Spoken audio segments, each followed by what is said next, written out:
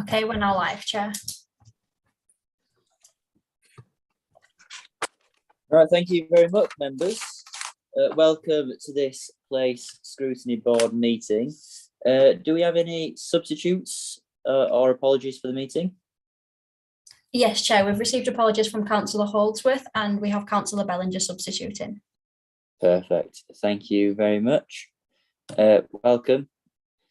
Item number 2, members' interests. Are there any interests at all from members? Yeah, Chair, I might have to declare just a couple of things, if I may. When we're discussing the bid, one of the things, or a couple of things that the bid are dealing with now, I've had involvement with in the past. One is the digital screen at the bottom of town was owned by me in the past. It no longer is, so I don't have a pecuniary interest there anymore, but there may be questions around me still having some interest in it. And the other is regarding the Shoplink radio system. I think that's up for maybe discussion. Well, it's in the report, and I was involved in the startup of that in 1996. So it's just a couple of things I wanted to mention just in case they were pointed out to me whilst we were partway through. Absolutely. Yeah, Councillor Thompson. Yeah, so it's not, I don't think it's pecuniary, but just to declare, whilst we're talking about the bid that I work in a town centre business, so that's probably relevant. And with the public service priorities, it's got a bit about post-16 transport. I'm volunteering for a charity as well that kind of deals in that area. So I thought I'd say that now. Yeah, that's quite okay. Any other interests, folks? No. So I've seen something in chat. Helen Holdsworth bid. Is that an interest? No, sorry. It's just so, yeah, Sophie asked me to. For some reason, I'm down as admin on the screen. I don't know how that's happened, but so I think she was asking who I was. Yes, that's great. Thank you. No problem. Perfect. Fantastic. Okay, minutes from the last, admission of the public. Yeah, the public are allowed. We are online. Nothing is exempt. Item number 4, minutes of the previous meeting. Now, Kirsty, obviously they've just been circulated. Does that mean that we can't sign them off? Sorry, Chair. Kirsty's just not here this evening. If someone or 2 people have read them and happy to propose, then we can. If you'd like to, if you think there hasn't been enough time, then obviously we can postpone them to the next meeting if you prefer. Yeah, I think I'd prefer to postpone them to the next meeting. I just don't think we've had sufficient time to read them. If that's okay, it doesn't delay anything on your end, does it, Sophie? If we delay the minutes. There's just the minute book for council. So I will need to get in touch with Kirsty and ask about that. I'll find out for you and let you know if that's okay. Yeah, that's okay. Yeah, I just feel like there hasn't really been sufficient time to read them, really. No, yeah, I know they just came through today. Yeah, exactly. Is everyone? Do all members agree with that? Is that okay with members? Yeah. Yeah. Okay. Fantastic. Item number 5. Right, onto the meaty stuff. So, public services priority. I think the agenda is a bit incorrect. But we've got Zora here, I believe, and we've also got Councillor Lynn. I'm not sure if Sarah's. What are you wanting to comment on this item as well, Sarah? Here to answer any questions, Councillor Robinson. Absolutely. So we've seen that fantastic table that's been circulated prior to the meeting. But Zora, do you want to maybe or Jenny or Zora, do you want to start maybe? Yeah, should I just, sorry, Chair, if I just give a very brief introduction, and then I don't know if you want me to go through that table or whether you'd like me to open it up for discussion stroke questions. Yeah, I think, Zora, obviously we've all read the table. So I think if you want to maybe, if there's anything in addition to what we've already seen. Okay. If you want to raise that, then that would be appreciated. And then let's get on to questions. Okay, no problem. Yeah. So I just thought it'd be helpful first, Chair, just to set some context down in terms of the Public Services Directorate. I think, we're all familiar with the services it provides.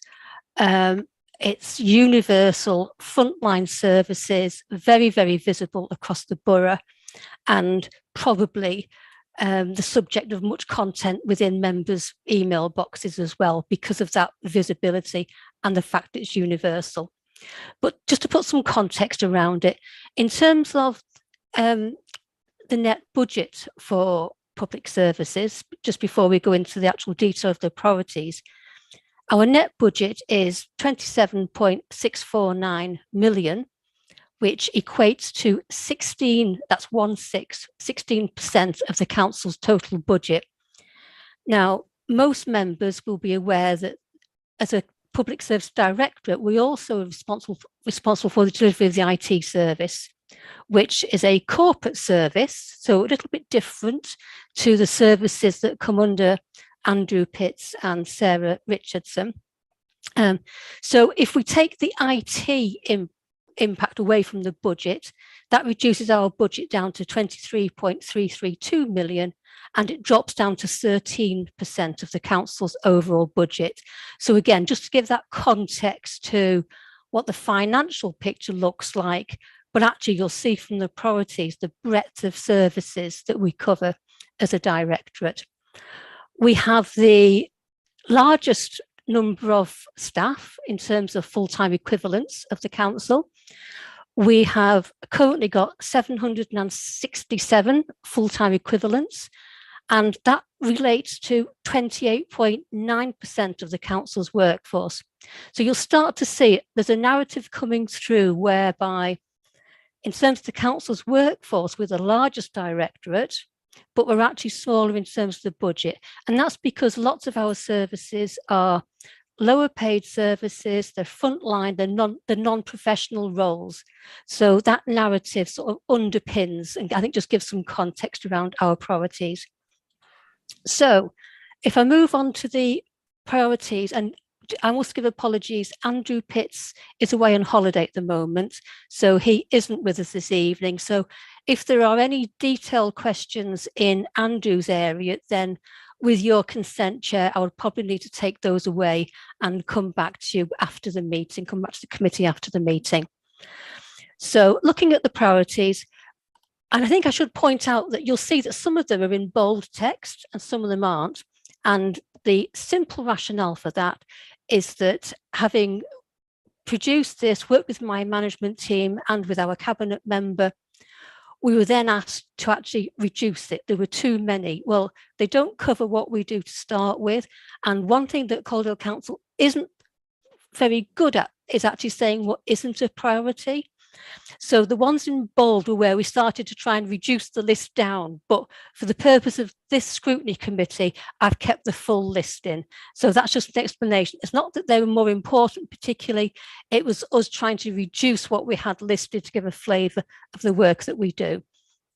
So looking through them very briefly then, Chair, in terms of waste and recycling, one of our sort of short-term aims, which I think you'll all agree with, is about improving that service reliability and that customer experience.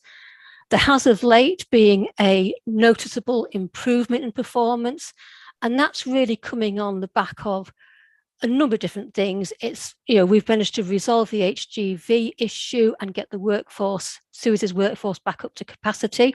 That was funded jointly by both the council and Suez. We've also started, although COVID is more prevalent, it's impacting the workforce in a different way. So at the moment, we have got a full staffing complement. There are some issues still in terms of accessibility, but with a borough like Calderdale, that's always going to be an issue because we do have some challenging streets that are quite narrow and quite difficult to get some of our vehicles up, and with people working from home more so than they used to, then that does cause us some issues. In terms of Transport. Transport, I think in particular here, and you'll see the first item on there is about continue to bring forward measures to address budget pressures. And I think just for the committee's information, the biggest pressure within transport is transport that relates to our children and young people. And that's lots of different categories within that. But all in total, the budget for transport is roughly about 1.5 million. We actually spend 4.5 million. So again, that's a demand-led service. The assessments are done by our Children and Young People's Directorate. We deliver that service, but there's currently roughly an overspend of about 3 million there. So again, we're trying to do work with that, and we're obviously working closely with colleagues in Children and Young People Directorate. And then we also mentioned there about our electric vehicles. Really keen in terms of our environmental policies. We as a council signed up to our sort of climate declaration, and really keen to actually have a look at what we can do in terms of our fleet, how we can become cleaner and how we can be more environmentally friendly. Bereavement services, I won't go into detail there, that's a sort of looking ahead at the medium term, but keen to explore different types of cremation, non-flame cremation, and there are different sort of techniques that can be introduced there. But these are things that we're exploring to understand whether it can be cost effective, whether it can be housed, and what other options are available to us.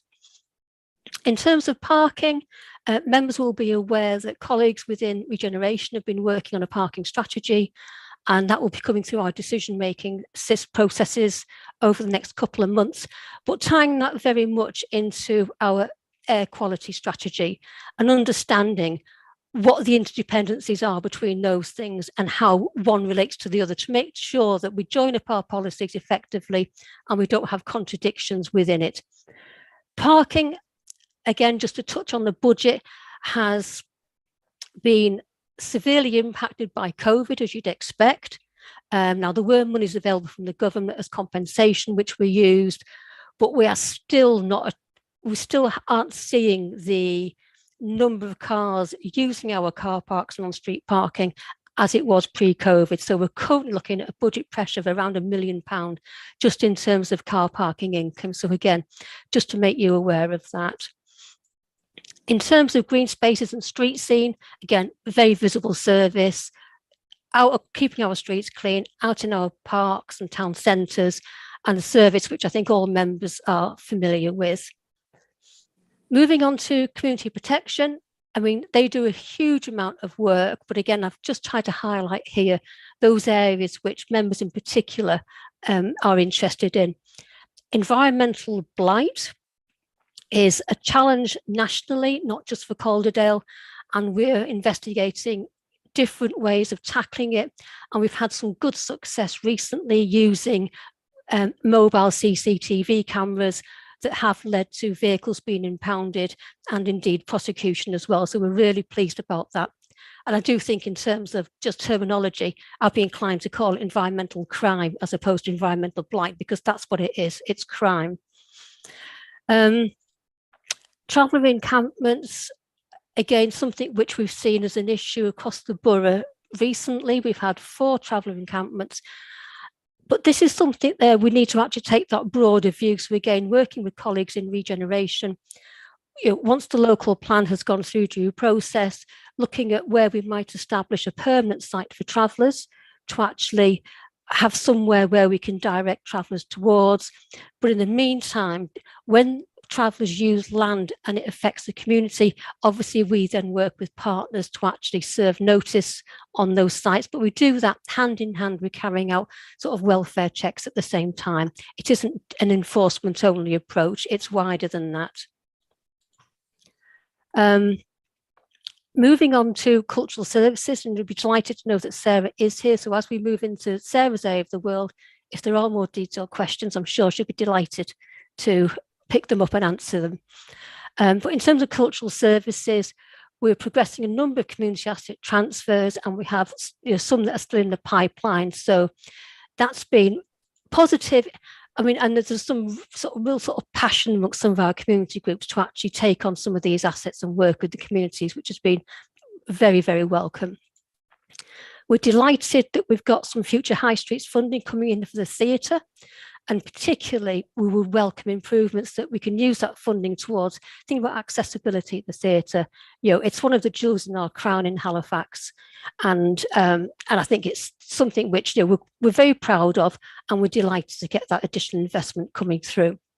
We're doing a lot of work around our cultural strategy, and I'm sure that a number of members have seen our launch of Calderdale, which is, you know, really vibrant, really creative. And as we move into our 2024, when not only are we 50 years old as a council, but that's our year of culture as well. So some real exciting plans in the pipeline for our cultural services. Touching on sports services, we're working as Active Calderdale, wider than that, but it is about, you know, impacting. If people are active, they're healthier, and what can we do to actually help to make that possible? So very much supporting the work of our public health colleagues. We mentioned there, not in the short term, but looking ahead, delivery of our new Halifax Leisure Centre. And again, I think that's something which, as a town, Halifax can be very excited about as that comes on stream in the next couple of years. We're looking at the way that customers contact us. We still have face-to-face and virtual contact. There will always be a need for face-to-face contact. And I think we need to keep repeating that message. So whilst we want people to move towards digital channels because they're more efficient, they're more effective, we acknowledge that there will always be that need for that face-to-face contact. And it's something which we are committed to supporting through Sarah's services across our customer first. So registrars, again, we're there at all those key moments, aren't we, of our residents' lives, whether it's registering the birth of a baby or whether it's actually registering a death at the end of someone's life. So we're there for those key moments. And I think registrars is one of those services that, you know, has been very effective, very efficient, and really found new ways of working, you know, during the COVID pandemic. And in terms of actual performance, always scores very, very highly. Am I racing through these too fast, Chair? I'm aware that I'm just bouncing through them. Is that? No, that's all right. I'm just looking at time, and I think we've got 2 minutes left of the 10-minute allocation. I'll go really fast, shall I? Yeah, if you just skim through the last bits, because I'm really keen to get onto questions, if I may, and also bring in Councillor Lynn as well. Okay, then. Well, I can actually move straight on if that's helpful, Chair, because the last bits very much relate to our digital and IT world, which don't really sit within the remit of place scrutiny, but I've kept them on there for completeness to give you full visibility. Yeah, thank you, Zora. I think we might have some questions on that topic anyway. So, I mean, I don't mind it being a bit cross scrutiny because it's quite interesting nonetheless. Thank you, Zora, for that. I appreciate that. What I'll do, Councillor, I'll bring in some questions if I may, and then if you'd like to come in on the back of that, that would be quite helpful, because I think we've got 15 minutes now for questions. So thank you, members, for starting putting up your hands. Councillor Young, you're first. Thank you, Chair. It's just a thank you, really, to Sarah Richardson. I got an email today saying that from the people who are trying to take over Heptonstall Museum, and that they've been informed by Sarah that their business plan has been accepted. So it's all systems go. And I think Sarah and myself and Josh are really happy about that. So it's a thank you from Calderwell councillors to Sarah. There you go. Shout out to Sarah. Good work. Next, we've got Councillor Smith.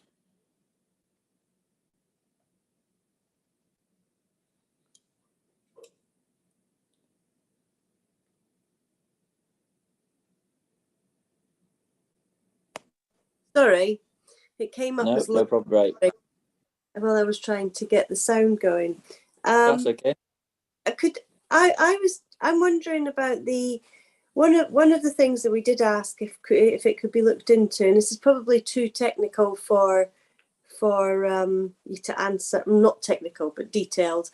and it might be a question for Andrew, but we're looking at sort of inequalities, and I'm really keen that we do something about maybe means tested bulk waste pickup, because I think that addresses sort of across the board of, you know, maybe reducing fly tipping, but also allowing people that are on low incomes to get their waste picked up safely and securely, rather than relying on tossing somebody a tenner to get it done, possibly, and dumped. So I suppose I just was wondering if that is going to be included in one of the ideas. The other thing I was concerned about was the post-16 transport.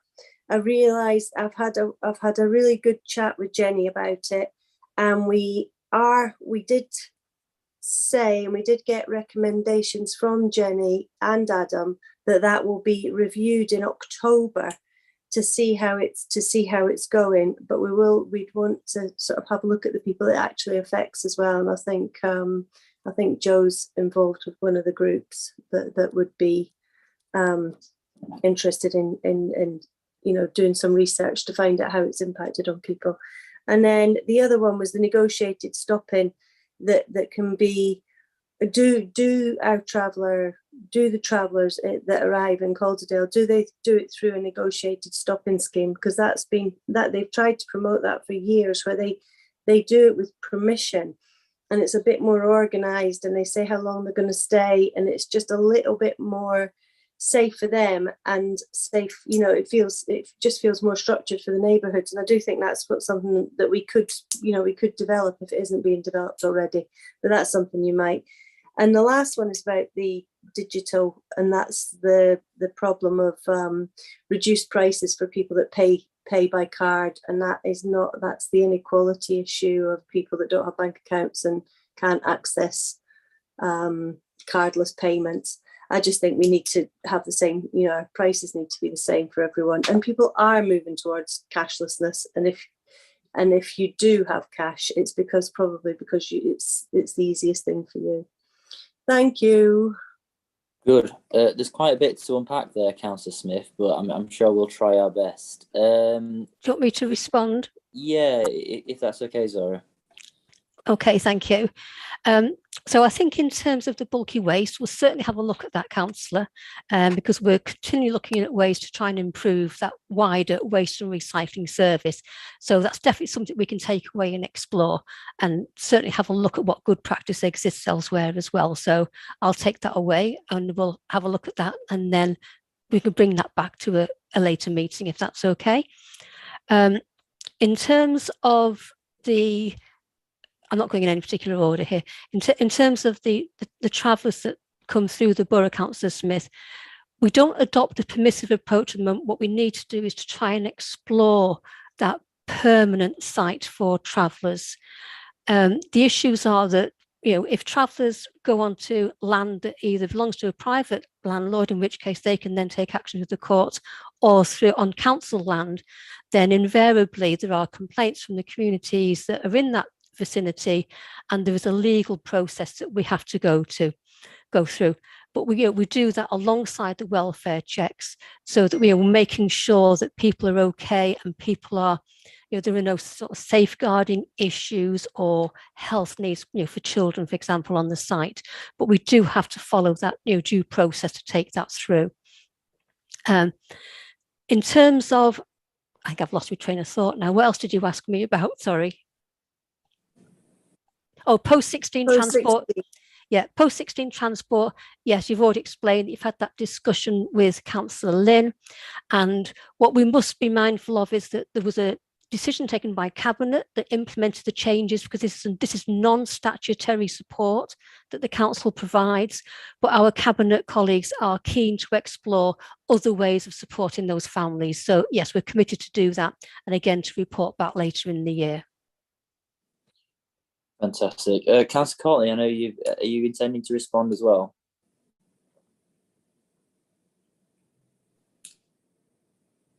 Yeah, sorry, it was just a very quick comment about traveller sites, really, just and around the fact that, you know, I've said it before, and I'm sure I'll say it again, that we are criminalising the travellers and traveller communities by not having provided a site, which is our statutory duty. We have a statutory duty. The law requires us to provide a site. Now, I know that this is ongoing, and I know that this is, something that we're hoping that will be forthcoming sooner rather than later. But actually, by not providing a site, we are ending up criminalising these people and travelling people from. So this is with obviously my public health hat on. That people from travelling communities have really poor outcomes in terms of health and other things, because they don't have access to a lot of the time to services, because they're constantly moved on. We do send public health teams along, as Zora rightly said, it's a sort of joint engagement as well as enforcement team that goes out to try and help people, but without a permanent site, we're not helping overall. And as I said, we are actually causing these people to be criminals where they shouldn't be criminals, because we are failing in our statutory duty. And I just think it's really important to say that. No, I think that's a fair point. Okay, then next question we have Councillor Benson, please. Yeah, thank you, Chair. Again, back to the community protection in regards to the traveller encampments. Is there anything to enlarge on what you've written about refresh the joint protocol on unauthorised travel encampments to ensure a holistic approach which balances the rights of all affected? I understand what Sarah's saying, and yes, I agree with that, but there are the rights of the residents. They do feel obviously neglected and as if they're ignored. And I just wondered, with that statement that's on here, if some of that is in line with that community protection, engaging with the residents more. That's interesting. I think that's an interesting question, Councillor Benson, because I know the joint protocols with the police, isn't it, I believe, and I know that there's some queries on whether that's as tight as it could be in reality. Are there any? Do you want me to? Yeah, please, Zora. Yeah. I mean, in terms of the joint protocol with the police, I mean, we do work hand in hand with colleagues from the police, and as Councillor Benton has alluded to, there are the rights of the community are equally important, but we have a duty to balance the rights of all the people that are coming through our borough, and that's both the traveller community and the resident community, and they're equally important to us. So the current process that we have is that when an unauthorised presence on a site within Calderdale occurs, then we will then issue a notice to quit. When we actually go to the site to serve that notice, we take other colleagues with us from both public health and from our environmental health teams, because, as I've said, there are those welfare issues that are paramount, and we have to do that. If that notice to quit isn't complied with within 24 hours, we then serve what's called a direction to leave, and that gives a specific time by which the site has to be vacated. If that's not complied with, we then have to go to court, and that's where there is then a delay that starts to build up, because I'm sure that everyone's aware that there is a backlog of cases going through the courts. So for us to actually go to court, seek an eviction order, and then to be able to enforce that does take a length of time. So we do go through that process. Whilst that's going on, we obviously do our best to try and reassure the residents in the local communities. If there are crimes being committed, that's a police matter. It isn't something that we as a council will directly get involved in. What we're concerned about is following the due process, and at the same time making sure that we are mindful of any health and welfare issues. Absolutely. Next up, thank you, we've got Councillor Thompson. Yes, I'm going to come in on post-16 transport policy. I'm just going to draw, first I want to draw attention to actually the vision listed in the kind of a vision for recovery in Calderdale, because I think it's kind of relevant to this. So there's a line in it which is a place where you can realise your potential, whoever you are, whether your voice has been heard or unheard in the past. And I think, unfortunately, with how it's kind of gone about with the post-16 transport policy, I think it's kind of directly contrary to that.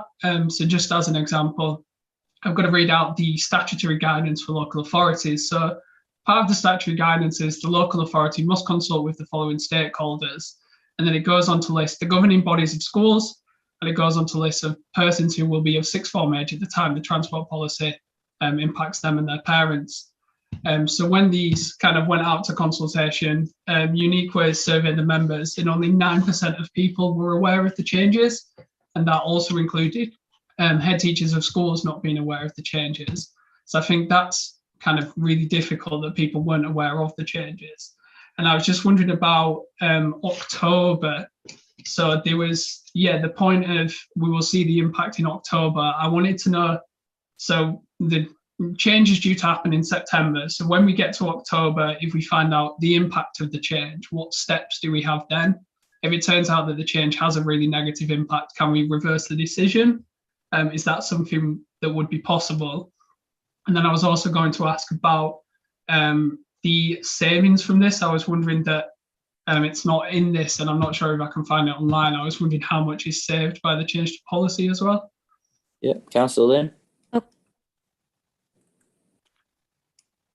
Yes, thank you for your question, Councillor Thompson. First of all, I think that the correspondence that I've seen suggests that it's perfectly true that I believe the head teacher of one of our key schools was not aware of it, even though it had been circulated to schools, because he had missed it in the circulation. So all schools were advised that the consultation was underway, and I am conscious, and I'm aware of the fact that Unique Ways did undertake a survey and do feel very strongly about different aspects of it. What I can say is that we are, I mean, one of the points about the report which went to Cabinet was that it did make clear that education establishments dealing with people post-16 do actually hold funding from central government, which is able to be used at their discretion to ensure that 16, 17 and 18-year-olds are able to attend school and are not disadvantaged. And one of the purposes for which those discretionary bursaries can be used by the schools is transport. Now, unfortunately, we understand that some of the schools do not wish to do that. That's entirely within their gift, because it is discretionary. But it had certainly been our hope when determining this policy that the schools would be prepared under the circumstances to make sure that no children from low-income families were disadvantaged by having to pay £35 a month, because that's what would be involved. It's the equivalent of the bus card, if you like, the bus pass. But I'm pleased to say that I know that Children and Young People Services are having some discussions at the moment about whether there is any way in which we can ensure that families, low-income families that might be disadvantaged by this are not disadvantaged, and that we can find a way this year to try to alleviate any impact. But that's still work in progress, and we're obviously going to work very hard with colleagues in CYP to put that forward. But I should also say that actually there are a number of parents that have already been in touch with us who recognise that that it's going to have to be paid, and are preparing to want to know how they get on and pay it, really. So it's not all families that are going to feel that they cannot afford that. And of course, non-SEND families already have to meet those costs, and have done for since time immemorial. So it is a change that particularly affects SEND children. But if I can just assure Councillor Thompson, we are aware of it. We're aware of the concerns that Unique Ways have expressed and so on. And my colleague, Councillor Wilkinson, has advocated very strongly to try to see if there is a way in which we can find some money from somewhere to ensure that low-income families do not have to pay the charge. We're not proposing to withdraw the savings, because you asked how much in terms of savings are we talking about as a result of the introduction of the post-16 charges. I think the amount that we're talking about is around about £69,000. Now, in terms of the overall, deficit on our transport budget, it's only a proportion of it. But as they say, every little helps, and we have got to try to do our level best. It's our responsibility to try to balance the budget as fairly as we can. The final point I would say is that every other West Yorkshire authority, apart from Leeds, has already been levying such a charge for post-16 SEND transport, and in fact, in some cases, are levying more than we're proposing to levy. So we're not actually out of line with what's happening in other parts of West Yorkshire. I hope that helps. Thank you. Yeah, no, it's a good clarification and equally good question. Next, we have Councillor Bellinger. I'm very aware, by the way, members, according to the agenda I sent out, we've only got 4 minutes left. In the future, we will only be having, I think, 2 items on the agenda. There's 3 items because we're carrying a few over this into this municipal year. I think 2 items on the agenda is only fair because you can't get through 3 items in 2 hours. It's too tight. So just to let members know that these time problems will be addressed in the future. Councillor Bellinger. Yeah, thank you, Chair. I'll try and keep it brief then if I can. With regards to car parking income, is the income that we're getting at the moment actually covering the cost of running the service? And if it's not, I mean, should we be looking at ways to try and encourage people to come back into the town? It's a catch-22, isn't it? We're trying to stop people coming into town with the cars so we can make it better on air quality, but yet we need the revenue from the parking. So what do? It's a difficult one there. Do we actually lower the prices to encourage more people to park, which means we can actually generate more income? But I'd just like to know if that parking income is actually covering the cost of running that service at the moment.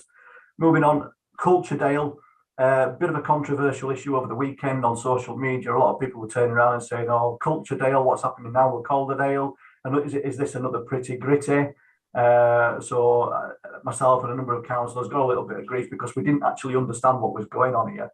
And it was a bit embarrassing really for us. And it was actually one of our officers that went online to actually add a bit of clarity to that. So I think in future, is there a chance of a bit more communication with things like that? So at least we're forearmed when constituents come to us and say, what are you spending a lot of money on now? Calderdale, pretty gritty. With regards to inequalities, yes, I've noticed there's still quite a lot of inequalities in IT with people over a certain age. I've got a number of residents in my ward that can't access the bank and they're still using cheques. And they went to the bank and the bank saying, "Oh, we don't use cheques anymore." So we're trying to address this with Craig Tumoulding and Erin McIlhatton. We're looking at doing some work with the people over a certain age in our ward and trying to get some free tech as well if we can, a bit of training with people. So yeah, there's still some inequalities there.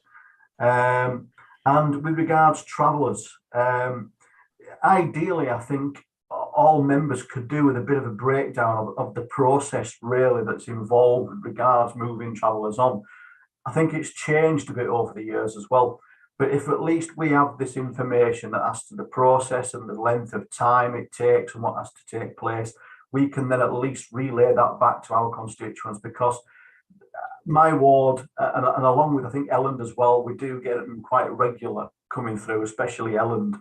And obviously residents come to us and say, what's happening with them? Why is it taking so long? At least if we've got the full facts and the full process there, at least we can give them that bit of reassurance that things are actually happening, but it is going to take a certain amount of time for it to be dealt with. So I think that would be really helpful for us.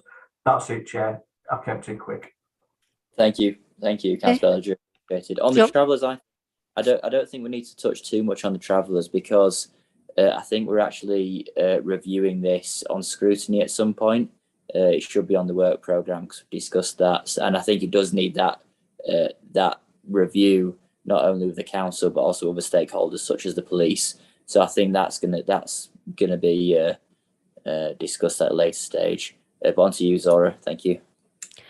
So yeah, I mean, in terms of just that summary around travellers, what the process is, I thought we'd emailed out to all members, so I'm happy to send it out again if that would be helpful, Chair.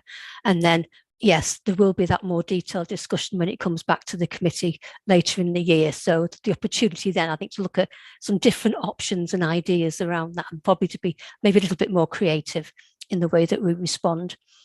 In terms of the parking, I think there's a real tension sitting in there, which I think Councillor Bellinger has rightly highlighted, between our ambition to get people out of cars, to support our sort of clean air strategy, to support our declaration of a climate emergency, all of that stuff. And there's a tension there with the actual income that comes from parking.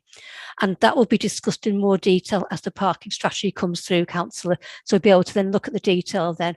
And actually, I think any support or creative ideas and actually managing those tensions will be great if you'd have received at that point from us.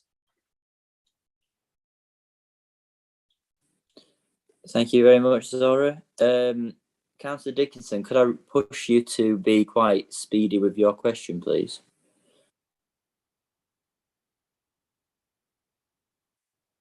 The first one's coming.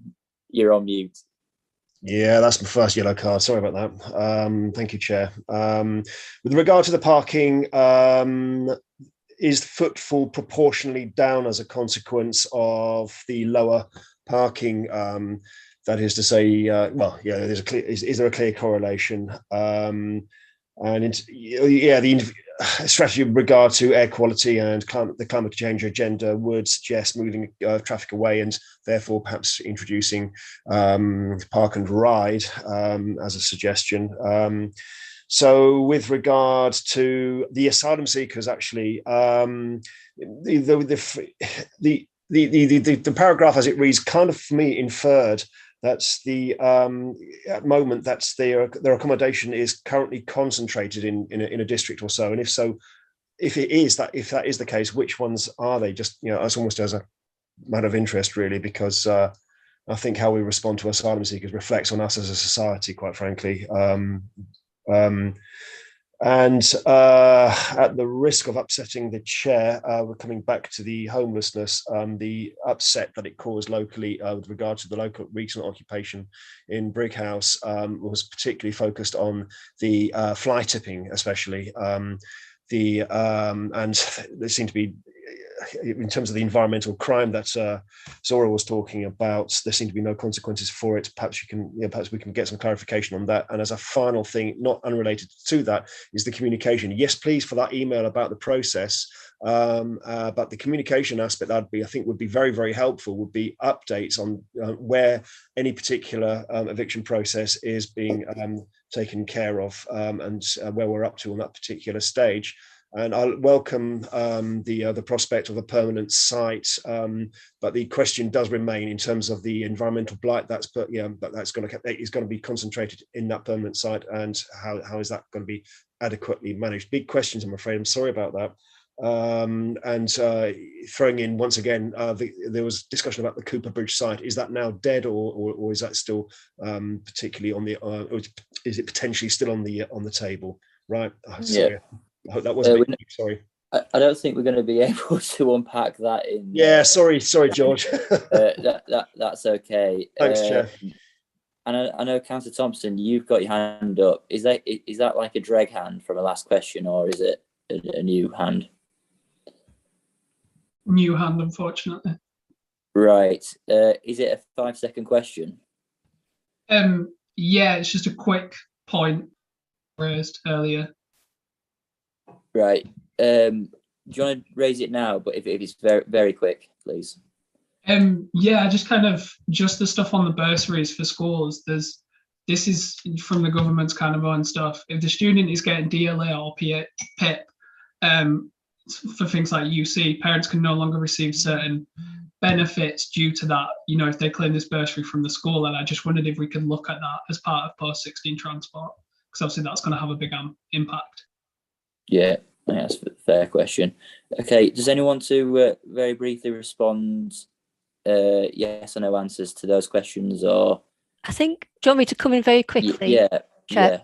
Yeah. Okay, so I think in terms of the comments around the travellers and about the need for a site, with your consent, I think we should leave that till later when we have that detailed discussion here, and then we can make sure the right colleagues are in the room as well, rather than me misleading anybody. So if that's okay, Chair, we'll do that. Take on board the points raised around parking and around footfall. And again, you'll see a lot more detailed work coming back through the system when we bring forward the parking strategy and start to understand what does that mean for us as a borough. And again, going back to Councillor Bellinger's points as well, how do we manage some of the tensions in that? Because we want to encourage people to come into our town centres. We want people to come in, enjoy themselves, enjoy the leisure time and spend money, of course. But we've got to balance that with how they do it and understand better what modes of transport are effective across the whole of our borough. So that will be coming back later.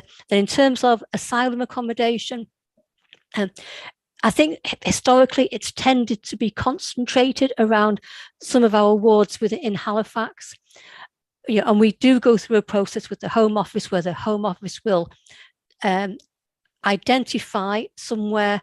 We will challenge it if we don't think it's appropriate, and then the Home Office will either listen to our concerns or they'll overrule us and actually identify that accommodation regardless of what we think.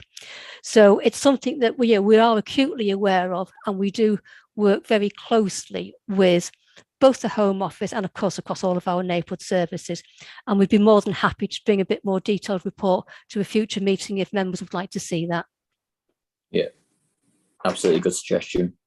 There was Councillor Thompson's question about the payments. Does Councillor Lynn want to touch on that? Yes, Joe, thank you very much. Yes, I'm certainly aware of the fact that one of the concerns is the possible impact on receipt of a bursary for travel on other benefits. And yes, that is certainly one of the issues that we are looking at. We're already starting to look at that. So thank you for raising it. Thank you.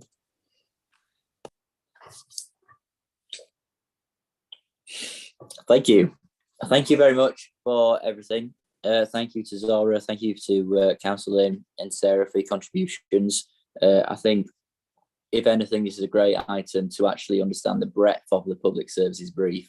It's amazing the amount of stuff under your portfolio. So thank you very much. We'll certainly use this for future items as well. So it's been a good fact-finding session. Thank you very much for coming. Apologies, it's been quite brief. We will be rectifying the brevity with the 2 items on future agendas. So that will be sorted. But thank you very much for coming. On to the next item, item 6. So I'm absolutely chuffed to announce that we have Kate here. Yeah, I've got Kate on my screen. We've also got Diana. So both Kate and Diana are from the council. We've got Leanne from the Halifax bid. Yeah, Leanne there. Yeah. And then we've also got Helen from the Brig House bid. So welcome very much. Welcome to Place Scrutiny Board. May I maybe start with the council? I think we've got 10 minutes to present. So may I just quickly, we've obviously read through the report, so thank you for submitting that. May I just start with the council maybe for a few minutes, and then we'll go over to the bid representatives, if I may.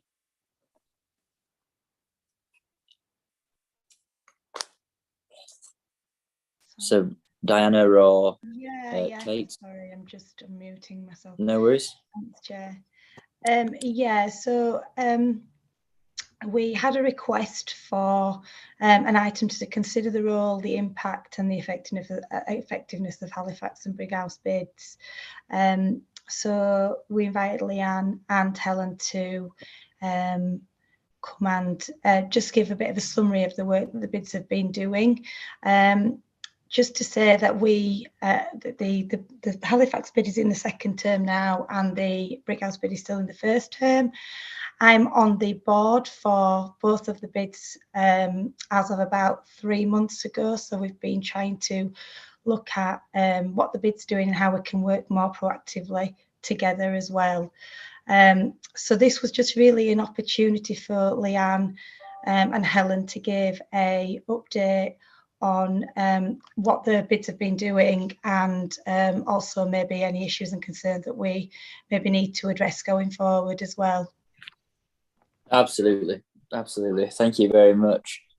So shall we go on to Leanne first, possibly? Hello, Leanne, welcome. Thank you very much, and I'm delighted to have this opportunity.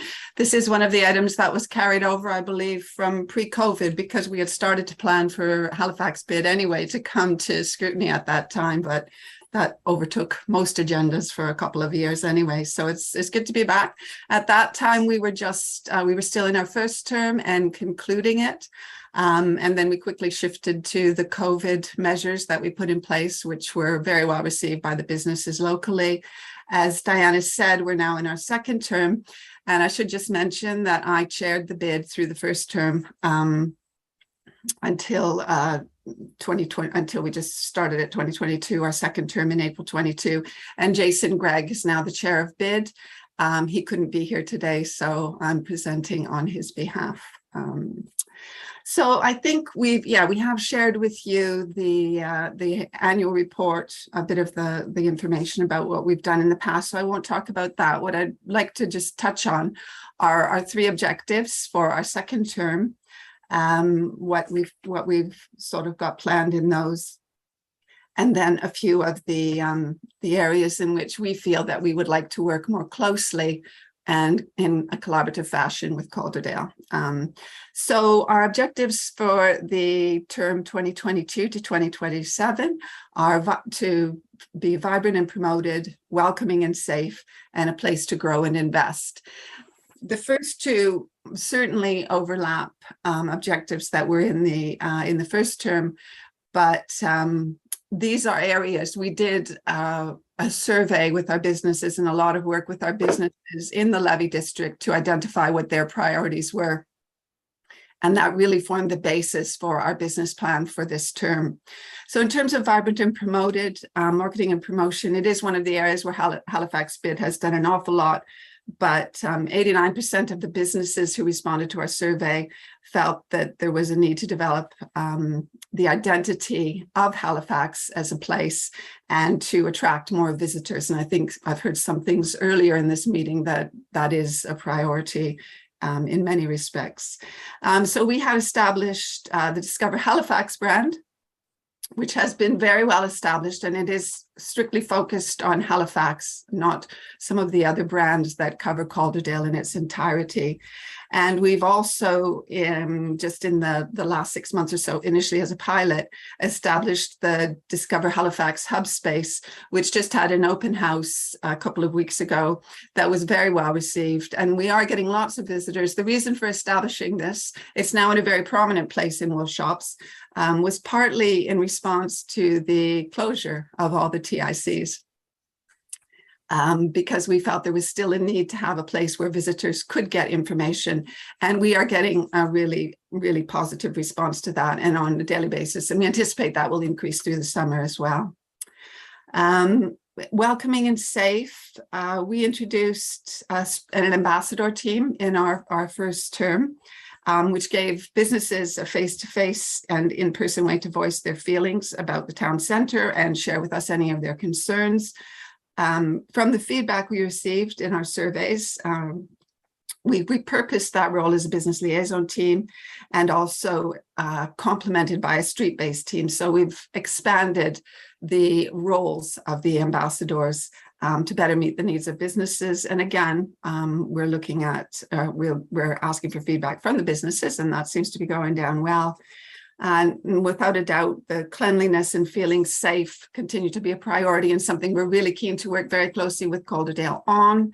That was identified as very high up on the list of our businesses, and certainly something that will drive visitors away from Halifax if on their first visit they identify issues around feeling safe and cleanliness. So that's very important. So our third objective is a place to grow and invest, and this is an area that we will be focusing on making a much higher priority in our second term than we did in the first, partly because of the interruption of COVID. But we want to work, and this is when we want to work very closely with and align our plans to complement and support what Halifax is undertaking in terms of attracting new businesses and investment into the town centre. tourism, obviously a big part of that. And I'm sure we all know that the Peace Hall has been a great attractor, but there's lots of other businesses that would like to benefit from the fact that Halifax's reputation is growing, and that there are lots of visitors to the Peace Hall, and that they will spill out into other areas of the town. So those are some of the things that we're focusing on. In terms of issues, we feel that Halifax BID and Calderdale Council must work together really, really closely in order to achieve the very best for Halifax. We were delighted to welcome council officer Sheila and Diana, kind of sharing that role, onto our bid board. And of course, we have a member representative as well who has been, and I think continues to be, Tim Swift, at this point in time. So we have that representation at board level now, which we feel will help very much with the communication and identifying where where our issues, when they arise, or questions, can be directed, to have someone actually sat at the table who can point us in the right direction, because we know that's a little over and above the job description of the leaders. So that should be really helpful. And in recent months, through working through levels of communication, we have been able to make progress on the Shoplink radio scheme, which was something that businesses were very, very keen on. And that involved using a partnership approach and pooling our resources. So obviously we collect levies from the businesses in town centre, and we allocate funds to each of the objectives, but there's always a requirement to generate more funds to do some of the things we want. And also we're keen to align our funding objectives with what council requires, so that we can achieve even more together through pooling resources and funds. And that has worked with your place development officer. That's one example that has worked very well. And it also demonstrates to the businesses that BID is working in cooperation with Calderdale Council, because there have been occasions where it has seemed that we're working at cross purposes, and we certainly don't want that. So the more we can collaborate, the better. I think that two of the key issues that we would like to address specifically include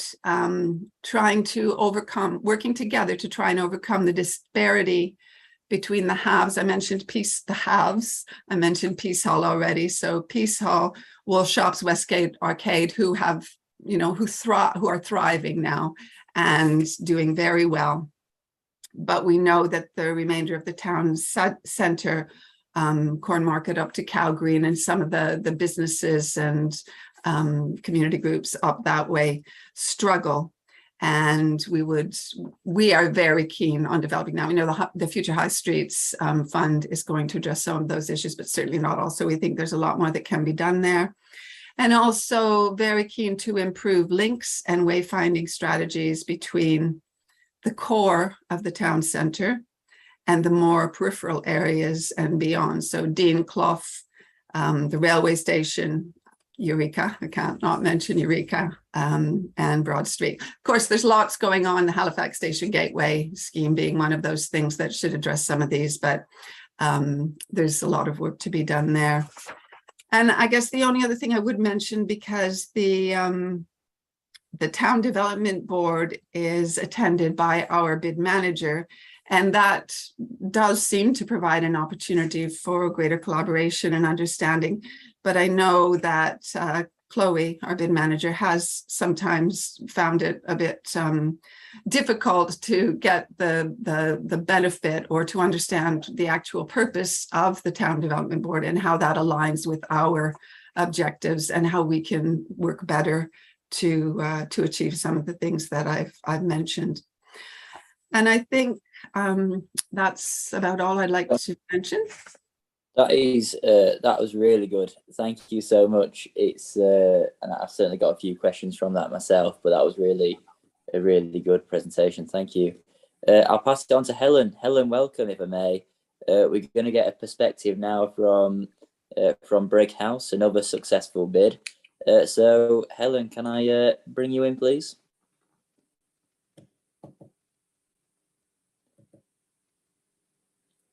Oh, sorry, Helen, you're on mute.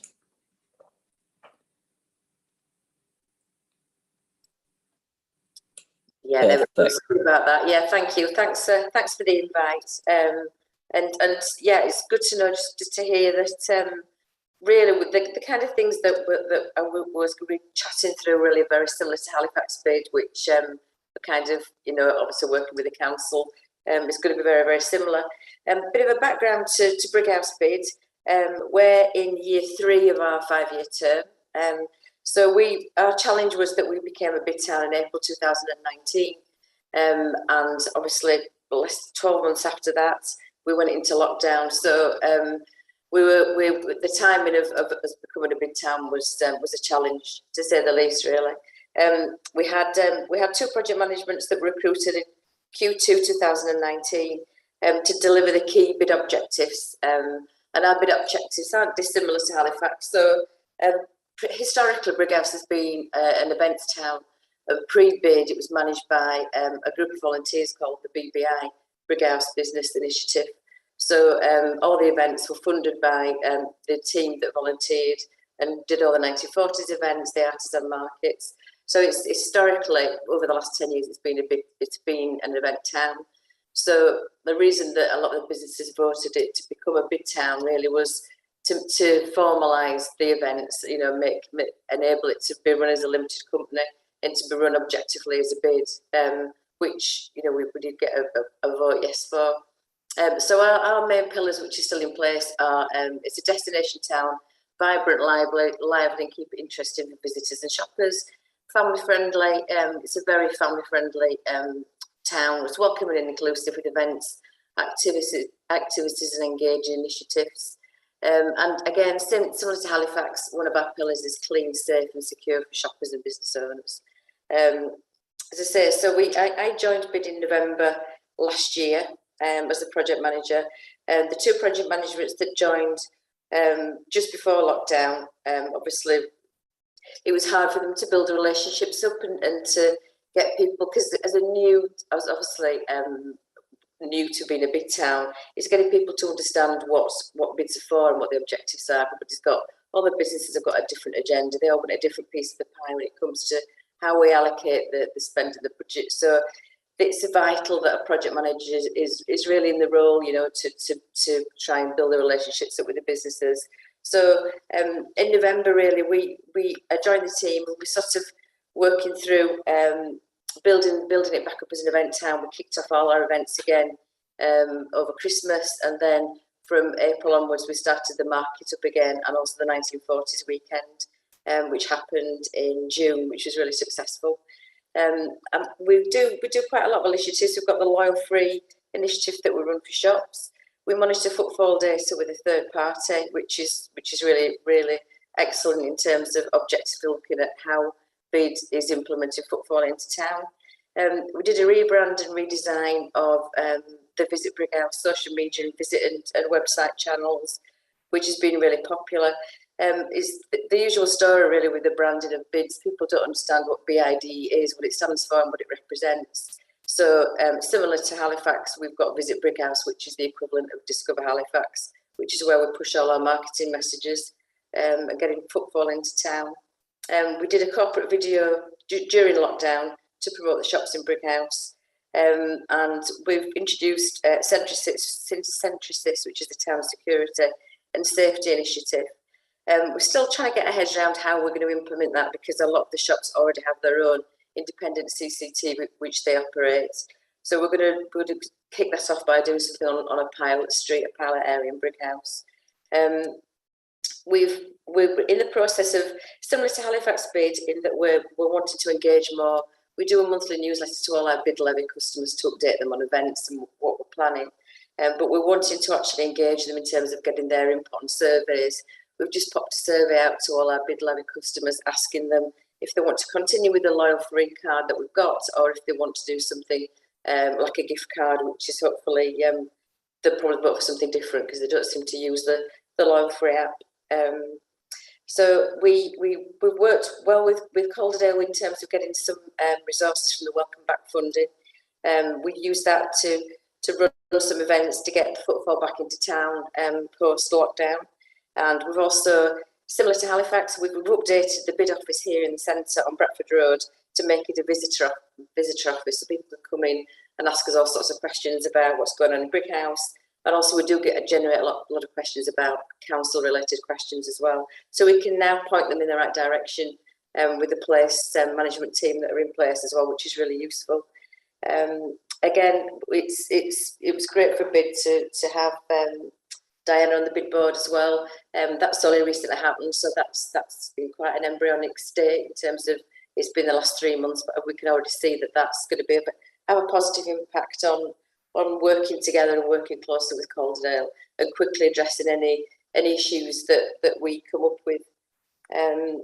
Our main sort of issues, I would say, at the moment, I think, is it's really because it's quite highly administrative, I would say, in terms of the bid bill management, managing the queries that come from when the bid bills go out once a year, and the payments and queries that come through.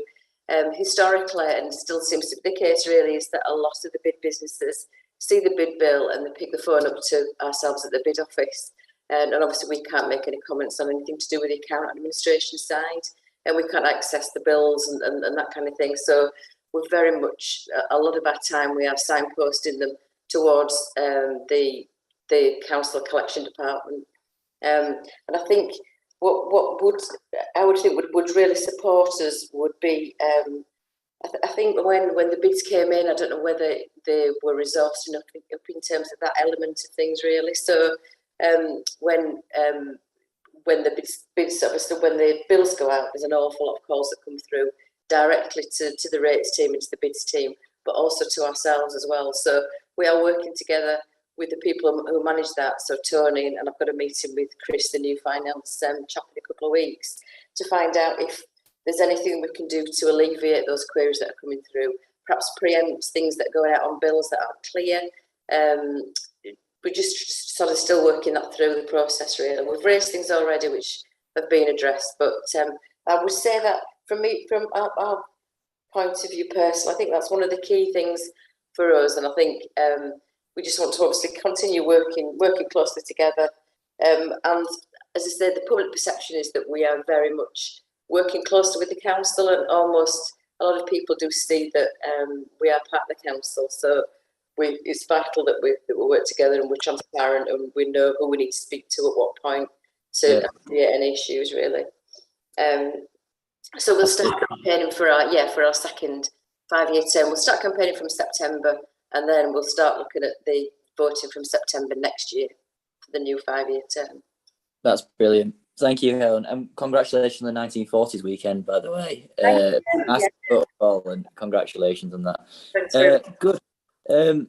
I'll kick off questions if that's okay, because as chair I usually ask questions at the end, but then I never have the time to ask questions, so I might bring mine in at this stage if I may. I think, Helen, you touched on administrative issues that need rectifying. It's good to know that you've got the ball rolling. So this question's for Helen and Leanne. Obviously, this is a judgment-free zone. It's a constructive board. Could you name very briefly one thing which we as a council, your relationship with us, one thing which we do well as a council, and one thing which we need to improve? I know Helen's mentioned about the administrative side, but it'd be quite interesting just to get a few other things. So one thing that we do well and one thing that we need to improve. Shall we start with Leanne? Sure. I mean, in terms of, I'll do the improve because it is actually the same as Helen's. I didn't mention it specifically because it is quite honestly a bit tedious, but we do really struggle with that administrative side of it and getting the support in council. And it has been the subject of many, I sit on the finance and admin board as well, just trying to get the information from your team on what the state of play is in terms of how much levy's been collected, how much remains to be collected, what's being followed up on. And we certainly have the impression that the individual that we rely on is under a lot of pressure and, you know, expresses that to us. So if we could tidy up that administrative part of it, because we can't take that on, that has to be, you know, that has to be council, but we do get a lot of flack because of it, because it comes back to bid, not back to council. So I think, you know, I think that is certainly one thing that, you know, that I would identify as an area for improvement. In terms of what council does well to support the bid, I think that certainly we have seen that improvement in better understanding why bid is here and therefore wanting to work closely with us. It's not perfect, which is why I raised it as something that can always improve, but we've been very, I guess, gratified in the recent months with the progress that we've been able to make and with being pointed in the right direction for the individual we need to talk to, because often that's it. It's just knowing who we need to talk to. Yeah. And I think of those, you know, of the councillors who have worked closely with the bid, we have had very good support, and similarly with the senior officers. And that has been, again, really gratifying. So, you know, I would like to highlight that. Superb. Thank you very much. Can I bring Helen? Is there anything else you want to add on that one? No, there isn't. I think what works well, I would say, we work really well with the events team, the Calderdale Council.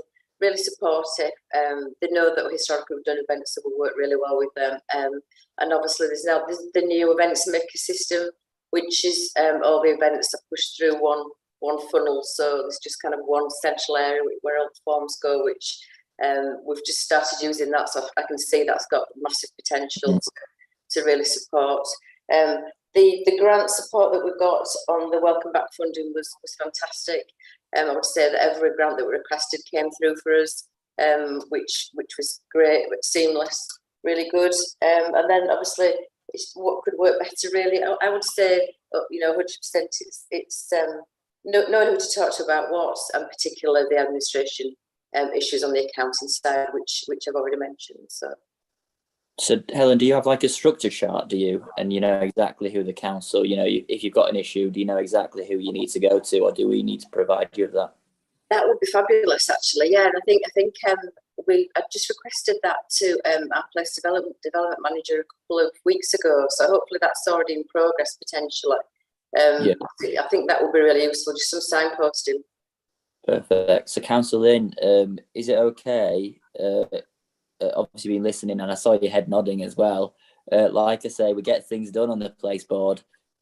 So would it be possible, could we look into this administrative side about the billing, etc., and also could we get a structure chart to Helen and Leanne? Is that okay? Yes, I'm sure. I probably need to talk to Councillor Dacre, who's in charge of resources, because it's kind of like a resources and finance thing rather than a public services thing. But yes, of course, we'll do that. And we can also try and make sure that the structure chart thing gets along. And I just wanted to say, I think that, you know, both bids are doing fantastic work. And also congratulations to Leanne on your 30th anniversary for Eureka, because I know you've been putting some great stuff on there. So yeah, no, it's great. I'll certainly pick that up, Chair. Yeah, happy to. Thank you, Councillor. That's brilliant. Okay, then on to the questions. So Councillor Bellinger. Yes, thank you, Chair. I've got quite a lot to say on this, actually. I'll do my best to try and keep it short. Helen, fantastic 1940s weekend. I've never seen a place so busy. You could not move for people, and that's a real success. They've been nice to try and replicate something like that in Halifax town centre. I do have a lot of experience here. I'm never one for blowing my own trumpet, but I used to work at Halifax town centre management and when it was marketing Halifax, so I understand what challenges you have with regards trying to get footfall into the town centre, which is one of the major things. And the footfall figures is one of the things that businesses will look at first before locating into any town centre or any city centre. If that footfall figure's not there, it's going to be worthless for them to do that. So that's probably one of the major things really that we need to see happen in a town centre. It's difficult, I think, these days because a lot of people now shop online. So when it comes to buying things, they don't go to the shops itself. So I think what we need to look at in future is making a visit to a town centre or Brighouse Halifax an experience rather than just going for shopping. And I think that's the way forward, really. I mean, you see many sort of like art installations around other city centres that are absolutely stunning, and things like that actually draw people in just to go and actually have a look at them. And whilst they're there, we know full well that when a person's in a town centre or a tourist, they spend £5 on average. So, and I think that's what we need to probably start doing. One of the things I have noticed as well in the town centre, and I don't know if you'll have any influence on businesses through BID, but I've noticed a lot of businesses closing at like 4 o'clock rather than 5 o'clock. So when you've got people coming out of work and in the town centre, a lot of the shops were actually closed. I mean, I walked around the other week and it was, I'd probably say there were less than 100 people in Halifax town centre at about 4:30. It was quite shocking to see.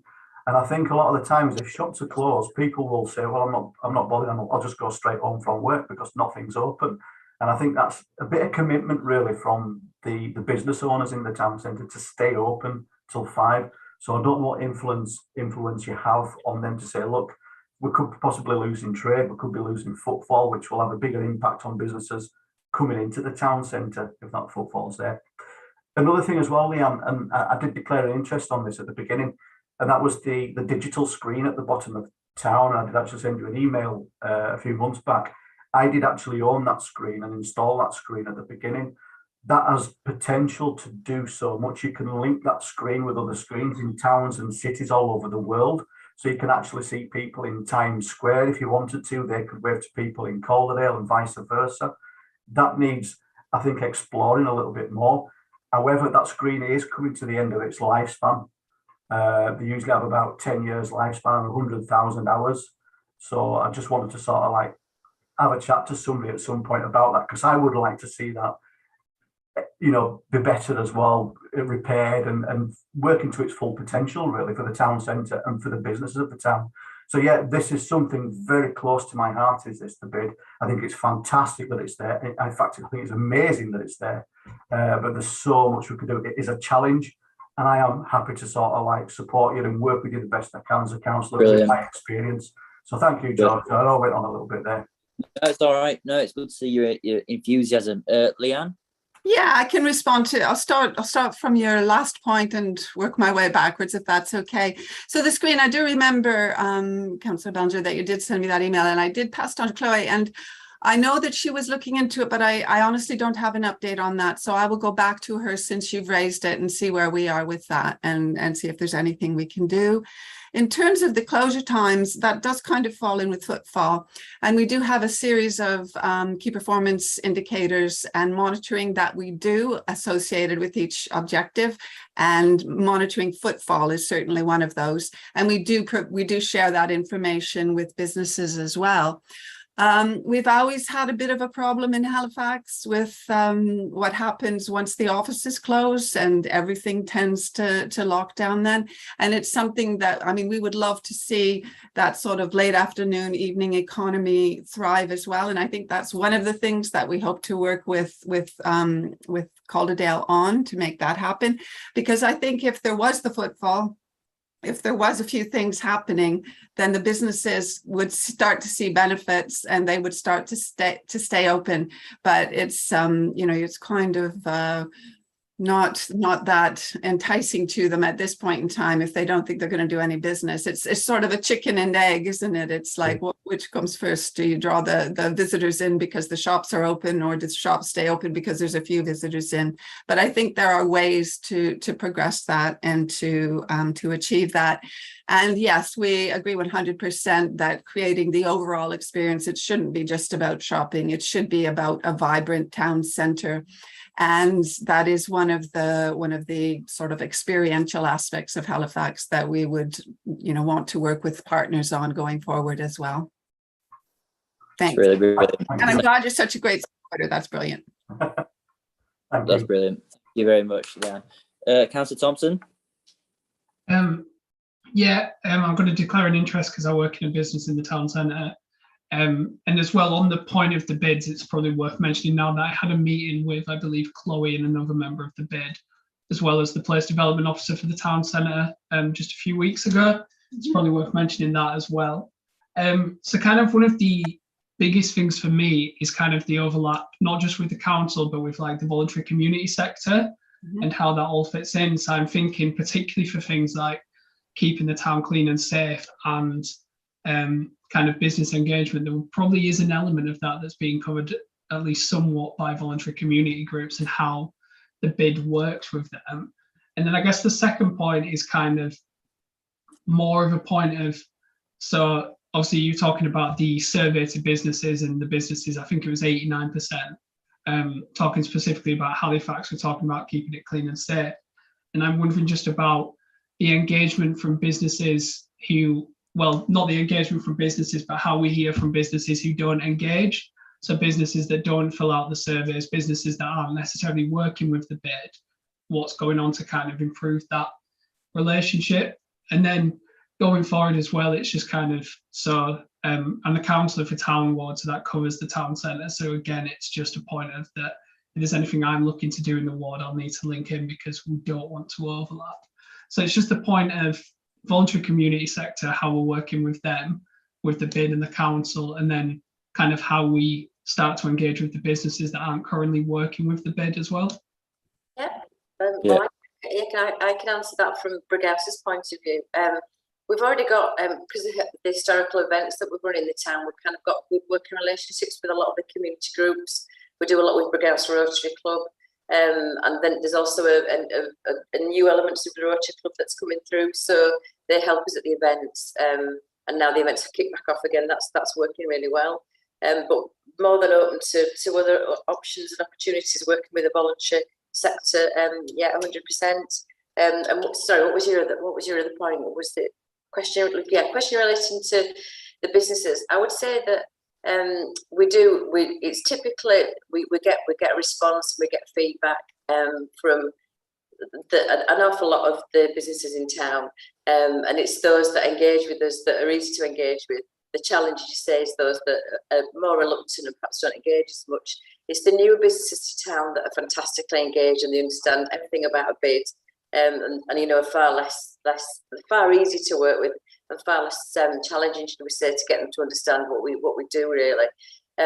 So I mean, personally, I've kind of taken it upon myself to work with those businesses that don't really understand what bids do, and I'm going around to see them individually now. Everywhere's open again, really. So I'm kind of got pockets of people to go and see and discuss with. The sector that we struggle with here really is there's a section within the industrial park that pay to bid, and they don't feel necessarily that they get the benefit because they don't benefit from the footfall in town or any of the retail events that we do. So that's one particular challenge that we're looking at. And then if we go into a new 5-year term, we can obviously look at the boundaries at that point, perhaps not include those sectors that don't feel like they benefit from the levy money, because they're in a more, it's hard to sell somebody that makes you know, something that's quite an industrial specialized product. So yeah, that's how we address those two challenges really. Brilliant, fantastic. Yeah, so in Halifax, just to say that I mean, that's a really good point actually, because when we did our survey and then when we had our vote for our second term, although it was a successful vote, we did identify that there was a large number of businesses that hadn't voted, and they were the sort of section of the levy payers that of the levy districts that don't engage.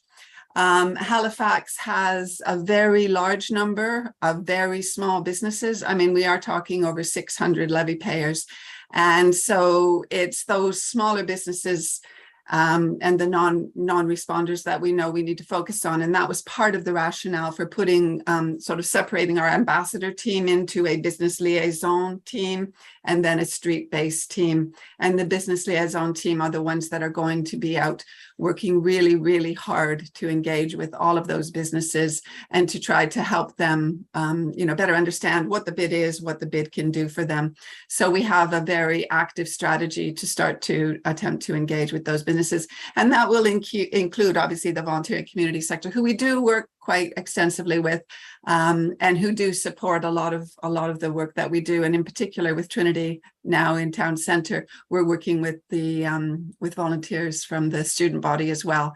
And the principal there is very, very keen to promote that engagement on an ongoing basis.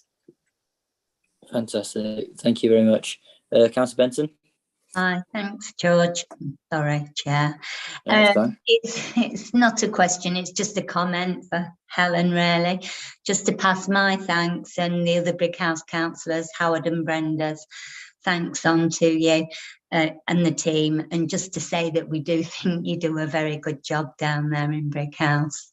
So thank you for that. Yeah, thank you. Thanks. Appreciate the feedback. So, I mean, our footfall is up. It's up month on month. It's up 16%. So, you know, that lockdown being negated obviously has really helped. But yeah, we're hopefully that will continue. But thanks for the feedback. I really appreciate it. No, I agree. You're making a tangible difference. You really are. Just purely in terms of footfall, putting Brighouse and Halifax on the map, it's huge. Councillor Dickinson. Thank you, Chair. Reading the reports, and it was more from the Brighouse bid, that there were some aspects where it seemed as though, again, it was down to a bit of communication, and I appreciate that not every town is going to benefit from a one-size-fits-all approach there. But for example, there were some discrepancies which I felt that were potentially hindering Brighouse's efforts, which, joining with everybody else have to be commended. So just using the banners as an example with regard to on the lamppost and what have you, I think it would be helpful for that sort of thing, for a degree of consistency across the borough to be engaged with. And I was wondering what sort of approaches could be adopted to encourage that. Thank you.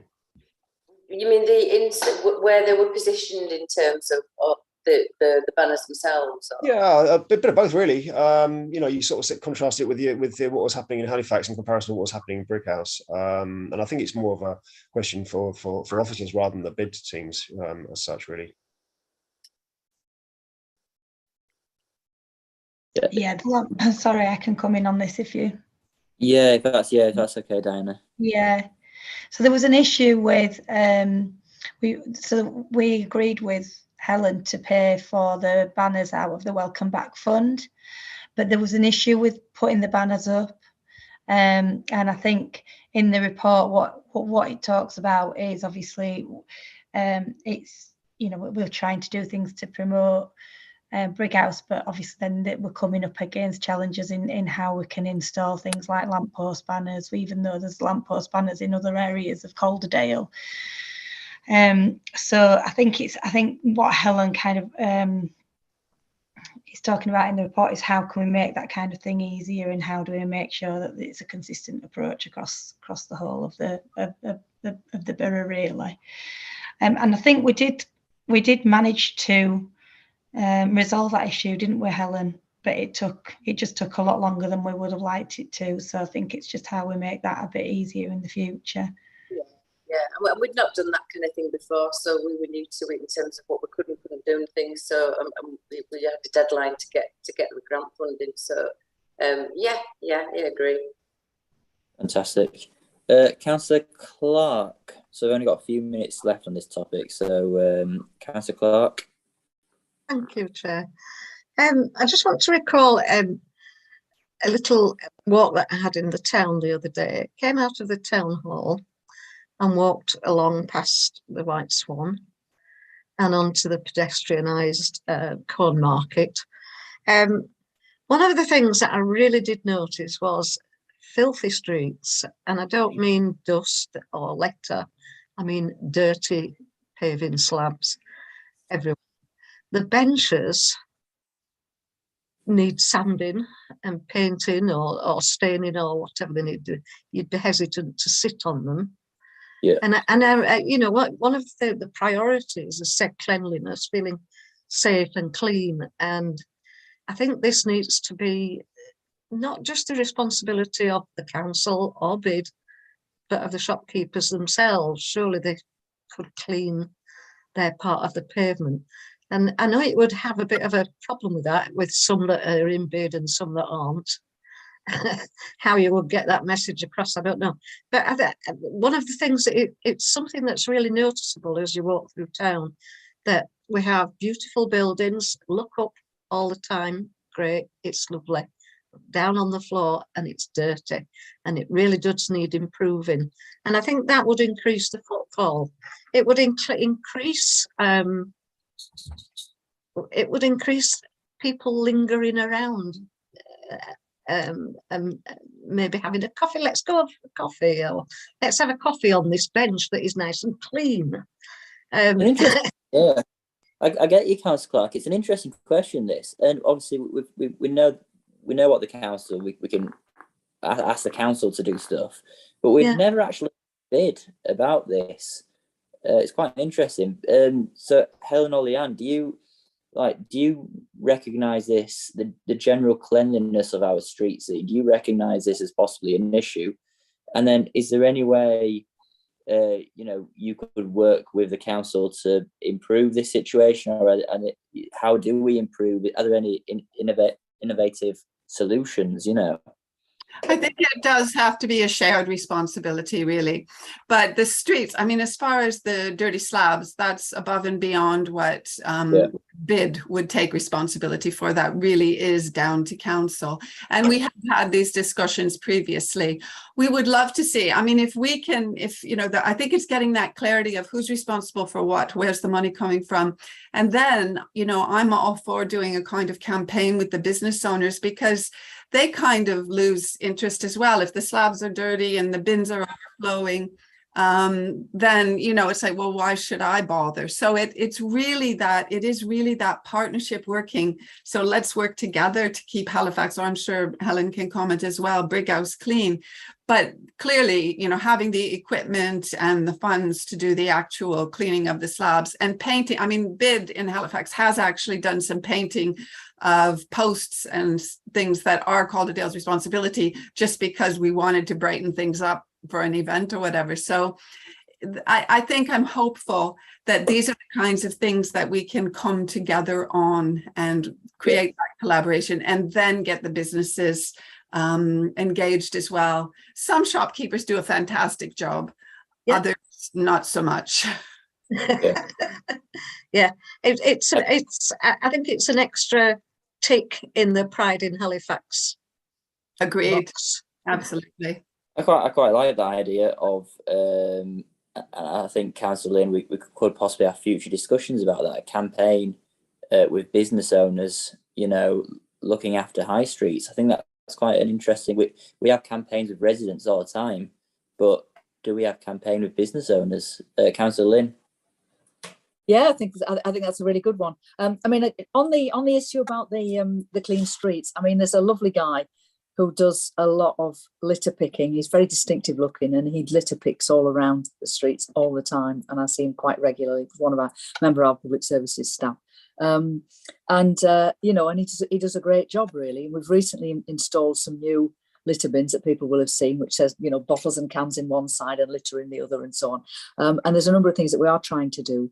But I quite agree with you. And on the other thing about the issue about the slabs, I mean, there was a major kind of like pavement scrubbing exercise that took place in George Square recently. And I think that was good. But the other point, of course, to remember, and we're going to be going on to the Transport Fund and the town centre improvements in Halifax, and also, of course, what's coming up in Brighouse as well. And one of the benefits of some of this work, and for example, pedestrianising Market Street in Halifax, and the work that we're thinking about doing in Brighouse and also in Elland, is that we should hopefully get some lovely new paving out of it. So at the very least, we don't have to go and try and scrub off the gum that's been, the chewing gum that's been left on it, because it'll all be nice and new. But yeah, the idea of actually encouraging people to to clean, to say, look, let's take pride in it in terms of not just residents but businesses. I think it's certainly something that we could look at. And we are also always on the lookout. And I know Andrew Pitts wasn't available today because thank goodness the poor man's having a holiday. But I mean, Andrew Pitts is very keen to try to keep thinking about ways in which we can improve the appearance of our town centres. And that's our job to, part of what we have to do in public services. But thanks for that suggestion. That's good. Absolutely. Now, I've got a problem. Councillor Bellinger's coming back for seconds. It's only brief, Chair. Brief suggestion, actually. If it's a brief suggestion, yeah. And a commercialisation suggestion as well, maybe for Diana Greenwood. And that is the lamppost banners. You do know they actually make them digital now. And they have done for a number of years. So you only need to put them up once and you can send the content to it by 5G. So no climbing up and down. They do them. Yeah. I'll try and find and send you a link. They've done them for years. That'd be great. Behind me, actually, funnily enough. Thank you. There you go. High streets like Blackpool.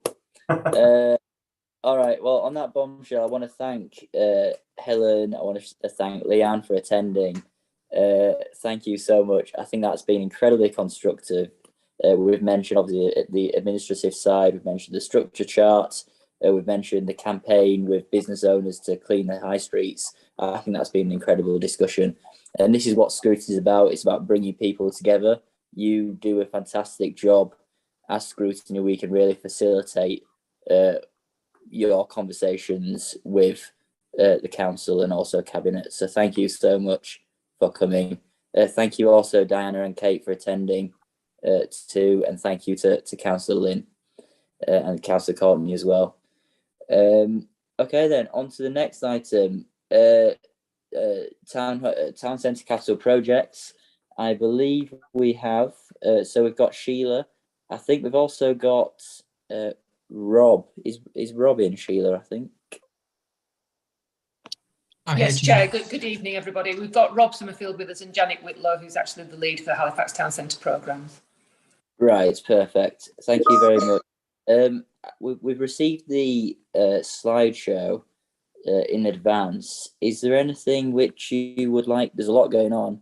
Is there anything which you want to add? Would you like me to come in, Sheila? If that's all right. Thank you, Chair. So more than happy to do the presentation and project the slides if you have time, Chair, or I can whistle through with a sort of curtailed version if you prefer for timing's sake. I think we might struggle in terms of setting up the slideshow and everything. I mean, I've got the slides. I've got the slides in front of me anyway. So if you could give us a quick summary, that would be appreciated. Certainly, Chair. Yeah, I mean, this presentation was aimed really to give Place Scrutiny panel a flavour of what is happening within Halifax Town Centre at the current time. So you'll see that there's high level information there in the presentation and some images as well to illustrate some of the projects which are now complete and those which are planned in the future. You can also see within the presentation how we have divvied up the work within the council in terms of individual regeneration programmes. Obviously, as Sheila says, Janet is the lead in Halifax Town Centre in terms of regeneration. There is also another programme which is focused mainly on infrastructure, which is the A629 Corridor Improvement Programme, and that's the one that's delivering the elements that Councillor Lynn referred to around pedestrianisation, public realm, and obviously the improved junction layout and circulation around Halifax Town Centre, and including the new Halifax railway station. So the presentation was put before you, Chair, really to give members a flavour of what's happening, and really to prompt some debate amongst the panel for future scrutiny, either on specific projects or on specific programmes within Halifax town centre. This is only a snippet of what's happening across the borough, as you'll be aware, Chair. Obviously, there is significant programmes of investment in our other market towns, either in the Upper Valley or towards Brighouse and in between as well. So there is a lot to go at, but in this sense, the presentation is based on Halifax town centre projects only. There is a lot to go at here, and the presentation is aimed really at giving you a flavour of the actual projects that we're delivering, how they're funded, how we acquire the funding, and a high level position in terms of how the council governs those projects and how we ensure we work with stakeholders and other services and directorates right across the council. So there's quite a lot, I think, that can be scrutinised, and obviously we're pleased to come on any issue relating to the capital programme to this committee. So really the position as it stands is really over to you, Chair, as to some debate as to what areas you would like to scrutinise, where you'd like to dig deeper, and where you'd like further information. Absolutely, thank you, Rob. And before we commence, Rob, a little birdie has told me that you are leaving the council. Now, that's correct. I'm sorry to hear that, Rob. I really am sorry to hear that. I know you're going on to pastures anew, and I want to say that you've come to play Scrutiny a fair bit in your time in the role, and I want to thank you for everything you've done. It's really, really appreciated. I know you Calderdale through and through, and I am absolutely gutted that you're leaving, and I don't want to put a time limit on your next job, but hopefully you'll be back again sometime in the future. So, I'm really sorry to see you go, but good luck. Thank you very much, Chair. That means a lot. Thank you. No problem at all. Members, if you ask some questions, I'll bring in the first one. Yeah, thanks, Rob, for the report. I think it's really, if anything, it's really useful to have a split down of what's happening. Question about inflation. Obviously inflation's through the roof. Yeah. That obviously doesn't just affect the costs, it might also affect the viability of some of the projects. Are there any of these projects which are going to have to be scaled down? Are there any projects which we're going to have to scrap or put on hold because of inflation? That's a very good question, very pertinent question, Chair. You're absolutely right. The level of inflation we're seeing generally is high, but the level of inflation in the construction industry is actually quite eye-watering at the moment. There's been price of steel, for example, has gone up nearly by 93%, would you believe? And as you can imagine, some of the civil schemes, in particular the train station, rely quite heavily on that, as does the leisure centre. It's a mixed bag in terms of the capital programme. Now, some of the projects that have come before members most recently have had an allowance built in for inflation. So the leisure centre, for example, was estimated with inflation in mind. Since that estimate was made, inflation has gone a lot higher than anybody assumed at that point, although I am confident that project will be delivered and has sufficient contingency funding to cope with that. We also have options around what we call value engineering, which is basically us cutting little bits out of the project to simplify it or to remove certain things and still deliver the outcomes that we'd intended to. So there is that option for us as well. The biggest challenge we have actually is the transport funding schemes. Now, the reason why they're quite a challenge for us, Chair, is because those budgets were set a long time ago. So going back towards 2014. Now, there's quite a long development process that we undertake with the combined authority to acquire that funding, and obviously the effect of the pandemic actually made that process substantially longer. Now, schemes in some areas like Brighouse, the A641 scheme, have only just gone through assurance stage, and we've been luckily we've been able to scope that scheme in line where we think inflation will be when that reaches delivery phase. The schemes in Halifax town centre don't have the luxury there. So again, we're back to options there where we'll be looking at scope if we can to still deliver those schemes. We may well choose to pause certain elements of those schemes. But what we have to do is undertake quite a detailed process of assessment and strategy in terms of what we would put forward for either value engineering, as we would say, to sort of trim those schemes, or whether we put schemes forward for a pause. Now, the reason I say that is because a lot of the schemes that we're delivering all fit together, and that's what we do as officers, is we try and make disparate bits of money, external funding, put it together to make a whole which is greater than some of its parts. So you'll see that schemes like our Phase 4 scheme bring active modes, cycling and walking, pathways and so on, right into the train station, and the train station links into our Phase 2 town centre scheme with the public realm, so that the lovely ornate bridge that we're proposing there links in there. And there is interlinkages all the way through. Now, what we're undertaking at the moment is a process of almost unpicking that, to try and bring this back in terms of an easy and secure fit within the budget.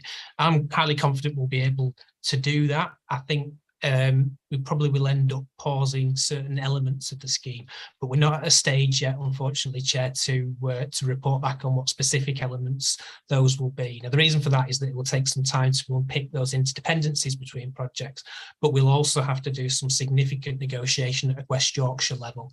Remember, for those West Yorkshire just West Yorkshire plus Transport Fund schemes, they are the accountable body, and effectively we are the delivery authority for the combined authority on there. So any decisions we make from a programme or project perspective need to be done in conjunction with both WICA officers and clearly members who are on those West Yorkshire committees. So there's a long and winding road, I think, for us to take. It will have to be done in a very constrained manner, unless, of course, government would devolve more funding. But I think at the current time, that's probably quite unlikely, Chair. No, that's hugely interesting. Thank you very much. I think that's probably more to come on that, really. Councillor Bellinger. Yes, thank you, Chair. And again, Rob, sorry to see you leave. You're a fantastic officer, and you've worked on some amazing projects for this authority and seen them through to fruition. So yeah, we'll be sad to see you leave. Thank you.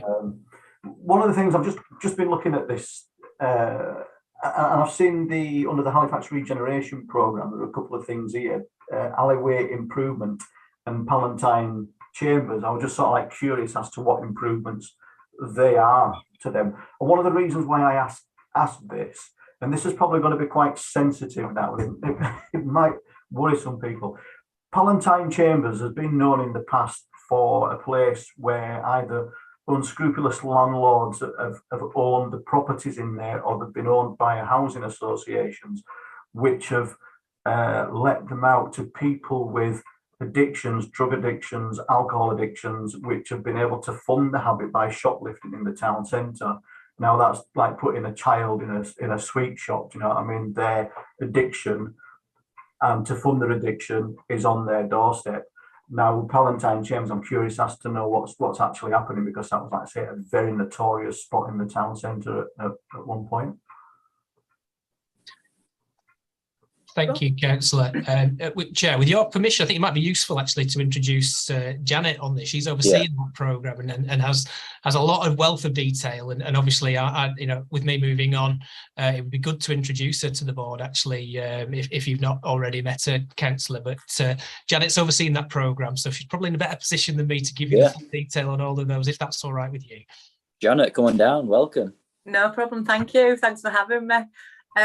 Councillor Bellinger, so yeah, I can assure you with the Palatine Chambers, so part of the bidding process for future high streets was about us also working with third sector and also development people as well within the town centre.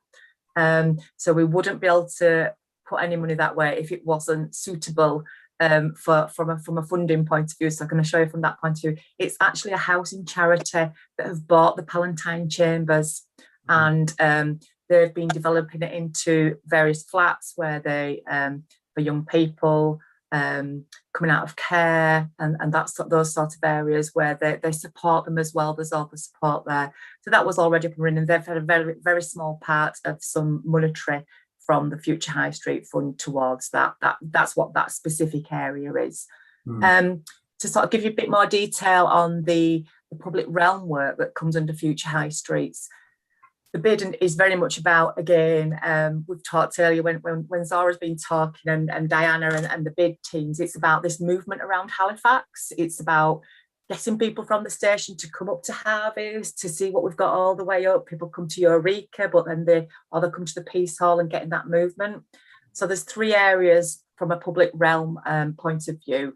One is termed, we're looking at whether it's a heritage trail, a play trail, or combining everything into one that takes you from the train station through the town, through the market, up to the developments that we're going to do at George's Square. So then George's Square, again, an area where we're conscious of that, perhaps not the nicest place to be at the moment within Halifax. It's a large area with a road running through it and the car parking space. So it's about a dwell space that's, we have all the college people coming in that walk down on a daily basis, somewhere for them to stop, a bit of a green area. So that's currently being designed now. And it links to the other part of the public realm, which is the historical alleyways. So it's the old Cockyard and Cheapside, which are the 2 that come upwards there as well. What we're looking at there is, you touched earlier about art installations, it's about the lighting, it's about that movement, getting people to use those areas to move around the town as well. So that's specifically what those are. But again, if you'd like me to come and I can bring you the where the designs are and show you where we're progressing on that as well within that particular programme. I think that'll be interesting to look at some point, and if Chair's happy to do that. I know I'm not on this board, but I'm only standing in this evening, but it's something that be worth looking at, definitely. Yeah, no, but let's get it on the agenda, and Paul, you can easily come as a guest, no problem. Yeah. Councillor Thompson. Yeah, just listening to some of what's been said there by you, Janet, I'm conscious that there's some kind of voluntary stuff I'm involved in that's probably going to overlap, specifically on the stuff around getting people to move around the town centre. So I'm going to drop my email in the chat just so we can, just because I'm conscious, and it's the same with the bid, I just don't want to overlap. So I was just going to ask about, and it's already been touched on, so it's probably just worth either having a meeting or looking at more information, but it's just in terms of, so obviously a big kind of key theme throughout this meeting with the bid and with everything else has been kind of public safety and how keen people are on that. And I think it's, with all the funding coming into town, I guess it's just the question. For me, it's just making sure that, and I kind of sounds like it is already, but making sure that that element of public safety, particularly women, children, pedestrians, disadvantaged groups, is at the forefront of the investment, and making sure that when we're looking at, for example, pedestrianising George's Square, is it going to be done in a safe way? And it sounds like it is.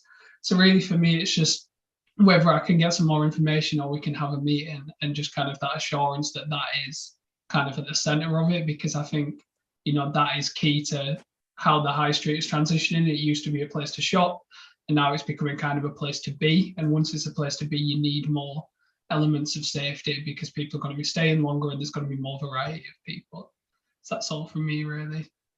If I may, Chair, I think absolutely, Councillor Thompson, I think that is really very much in the forefront of our mind when we talk about connectivity around the town, and people feeling safe to access the town at various times of the night is extremely important to its overall vitality. So that's very much in the forefront of our minds in terms of when we're putting the designs together for whether that is an infrastructure or whether that's just some public realm. It all has to fit together effectively. It has to allow people to move across the town to different areas to access different facilities and services in a coherent and safe way. I think it would be really useful, I think, Councillor, if we could run you through the plans, not only for the Future High Street Fund, but also for the West Yorkshire Plus Transport Fund Phase 2 scheme, because again, as I say, they do overlap and link together. And again, a lot of the work that you'll see in terms of connectivity is based on the work that we did a long time ago, way back actually in 2014 on the town centre delivery plan for Halifax. So that's another important document that we could forward to you, which explains some of the basis of how our connectivity strategy, as it's currently laid out, is going to work. And we're also doing further work with Halifax Town Board and other stakeholders to think about what happens next as well. So again, Janet's a really good contact for you there to go over that. And again, it could be a good topic for place scrutiny to review as well. The other thing I just wanted to highlight in terms of your question as well, Councillor, is what we're trying to do at the moment is not forget the construction phase in terms of accessibility in the town, particularly for individuals with mobility difficulties or other difficulties around moving around the town. And what we're trying to do at the moment in terms of our construction phase planning is try and bring in groups to review the traffic management and the way in which the town centre is controlled during the construction phase, to ensure that we're not disadvantaging any group or discriminating in any way, so that the town remains inclusive during construction just as much as when the construction phase is complete. Now, there will have to be sacrifices made in certain areas. Would be obviously for safety reasons, shutting areas of the town while works are carried out. But we want to make sure that that's done in the least disruptive way possible. So we're going to be working with different stakeholders, particularly from the disabled. We've got a lot of really useful and very collaborative disabled groups who we work with in every town, but particularly in Halifax, who are going to be helping us in that regard. Brilliant. Thank you, Rob. I think Sheila and then Councillor Lane, last words. Thank you, Chair. I'll be very quick. It was just responding more generally to Councillor Thompson's point, and I think increasing the number of people using the town centres doesn't necessarily increase the risk or damage safety. And I would just suggest that natural surveillance is really helpful, of having people around and doing things. And just on the issue of crime, I think the perception of crime and the reality, we need to be very careful about not perpetuating myths about how safe or unsafe our town centres are, and make sure that we're working from the data, working closely with colleagues from Zora's area, particularly in the police. So I think those things are really important. You know, they're actually very safe places, are our town centres. And just in terms of the evening economy, I think one of the great things about Halifax, actually, when you're there on an evening, is that the introduction of the Trinity Sixth Form has meant that you've got a young demographic using the town centre, which is a real positive. And having town centres that are not entirely focused around alcohol and pubs is really good, and having that family appeal. So I think most of our towns are really quite balanced, and much more balanced than a lot of the larger urban centres in West Yorkshire. Thanks, Chair. That's a fair point. And also probably things to do after 9 p.m. which don't involve alcohol is probably quite important as well. Yeah, Councillor Lynn? Yes, just completely echo what Sheila says. And in terms of my role as co-chair of the Community Safety Partnership, I mean, the whole issue about town centre safety is absolutely critical. And Sheila's quite right to remind us that although there are unfortunately occasional instances where things do go wrong, on the whole, the joint working between wardens, between the police, between voluntary sector organisations, street angels and so on, is really smashing. I want to just mention a very quick point, a quick plug in relation to the town centre work, and that is that for many years I've kind of advocated that from my own ward, Park Ward, I want to be able to walk down that traditional route of Gibbet Street into town. And the one thing I'm really kind of nervous about, and I hope it isn't going to have to happen, is that one of the things that might be value engineered out of the scheme is getting rid of that horrid underpass at Cow Green, because I want to be able to walk, me and all my community in Park Ward, we want to be able to do what people have been doing for 150 years or more, which is to walk down Gibbet Street from the west straight into the town centre across a nice surface crossing across the road there that runs between Bull Green and Cow Green. So I hope you can reassure me, Rob and Janet, that you're not going to value engineer it away. Thank you. If I may, Chair, no, there's no plans, Councillor Lynn, to. I think it would probably be more expensive to leave it in place than it would be to remove it. So no, we're not looking at that at the current time. Perfect. Thank you very much, Councillor Bellinger. Seconds again. Yeah, sorry, Chair.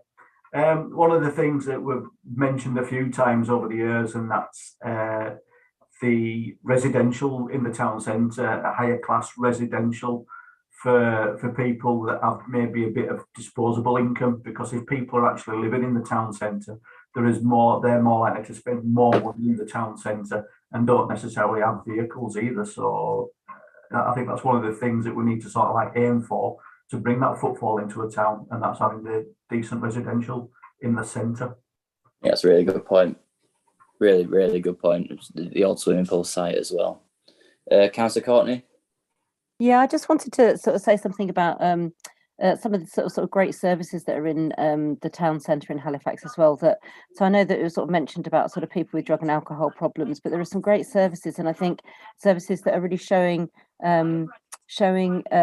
pathways to recovery. So this is obviously, I'm saying this with my public health hat on, about pathways to recovery and demonstrating what recovery can look like, and working with various partners. So we in Calderdale are working with various partner organisations across all sectors, voluntary, private, and statutory, and I think that it's actually really useful to have some of those services in the town centre, so that people who do unfortunately find themselves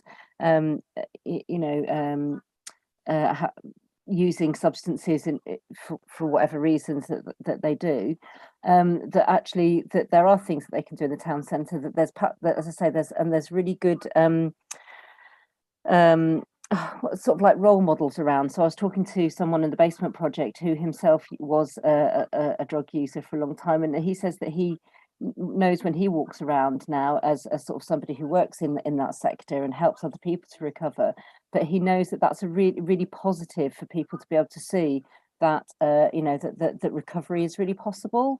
So I think so I think while obviously there is undoubtedly some antisocial behaviour or difficulties around some people who are drug and alcohol users, I think we need to be working, not forgetting that there are also some really good services that we're providing and working with partner organisations to help people who find themselves in that position, often through trauma. We're doing a lot of work around trauma-informed services, understanding that people who are finding themselves in that position is because of difficult things that have happened to them in the past.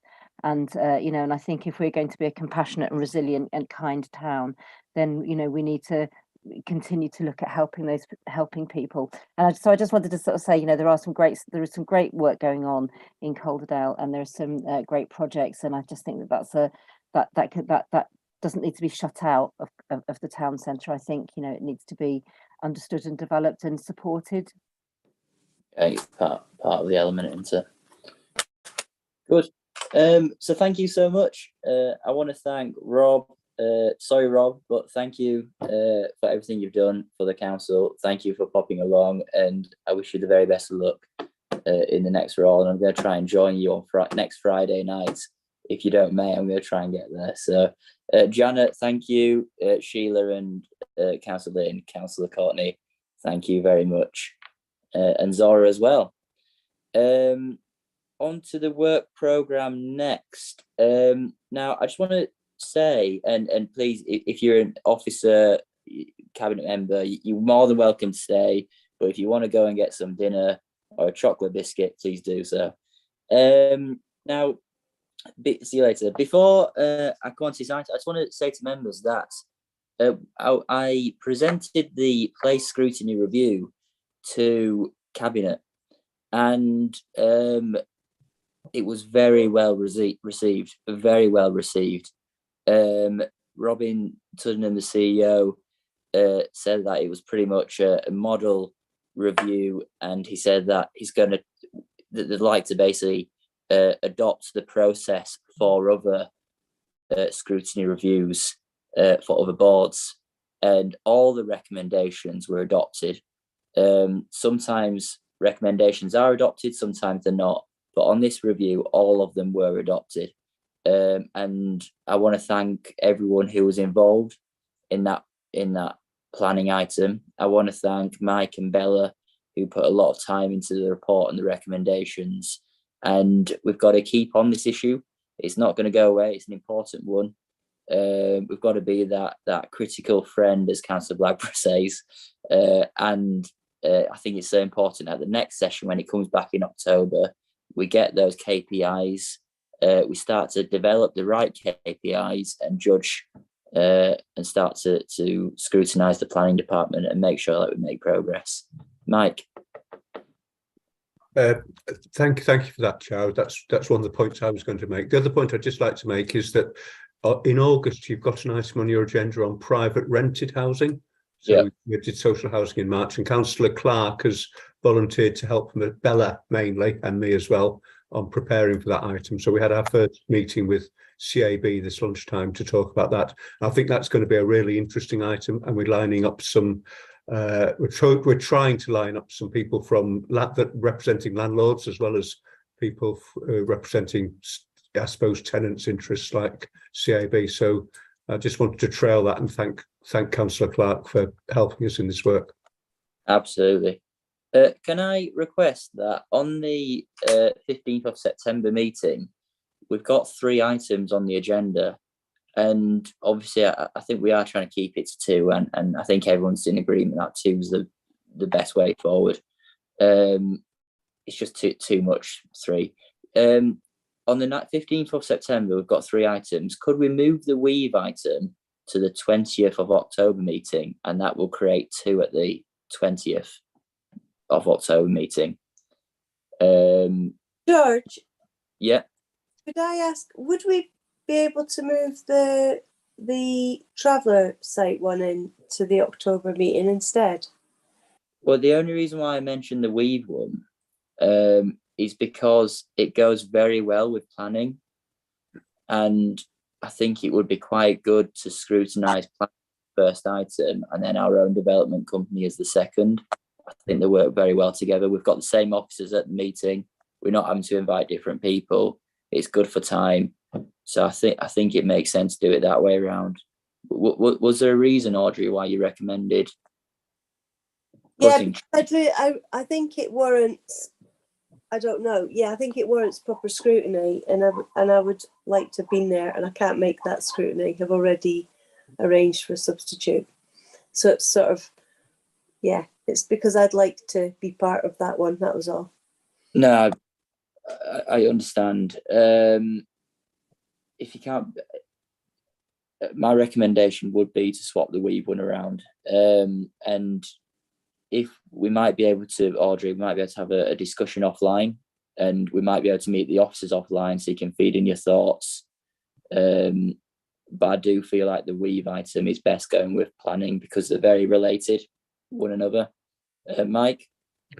Sorry, it's another subject. I think we can sort that out offline. It was just to say that the conversation about the town centre capital programme that you had, I just wonder whether Bella could organise a briefing with Janet Whitlow for Councillor Thompson, Councillor Bellinger, and anybody else who's interested outside the formal meetings, and then that might feed. Then there'll be more time to get some detailed discussion and look through some of the design plans that Janet and Rob were talking about, and then we'll see whether we bring it back as a formal item later on. If that's okay with Councillor Bellinger and Councillor Thompson. I've already sent Janet an email. Good. Absolutely fine with me. Brilliant. Thank you very much. So I feel a consensus about moving the weave item onto the 20th of October to create 2 items on that agenda and to remove 3 on the previous one. If there's any thoughts about additional items, please do send them via email and we'll get them added to the agenda, to the work programme. But apart from that, the work programme is looking very full. So on that note, I'd really like to thank everyone for attending. We'll have to close the meeting because Councillor Bellinger's on a hill and it's getting very cold right now, camping out in the middle of night time. So we'll have to close the meeting. But thank you to members, thank you to officers, thank you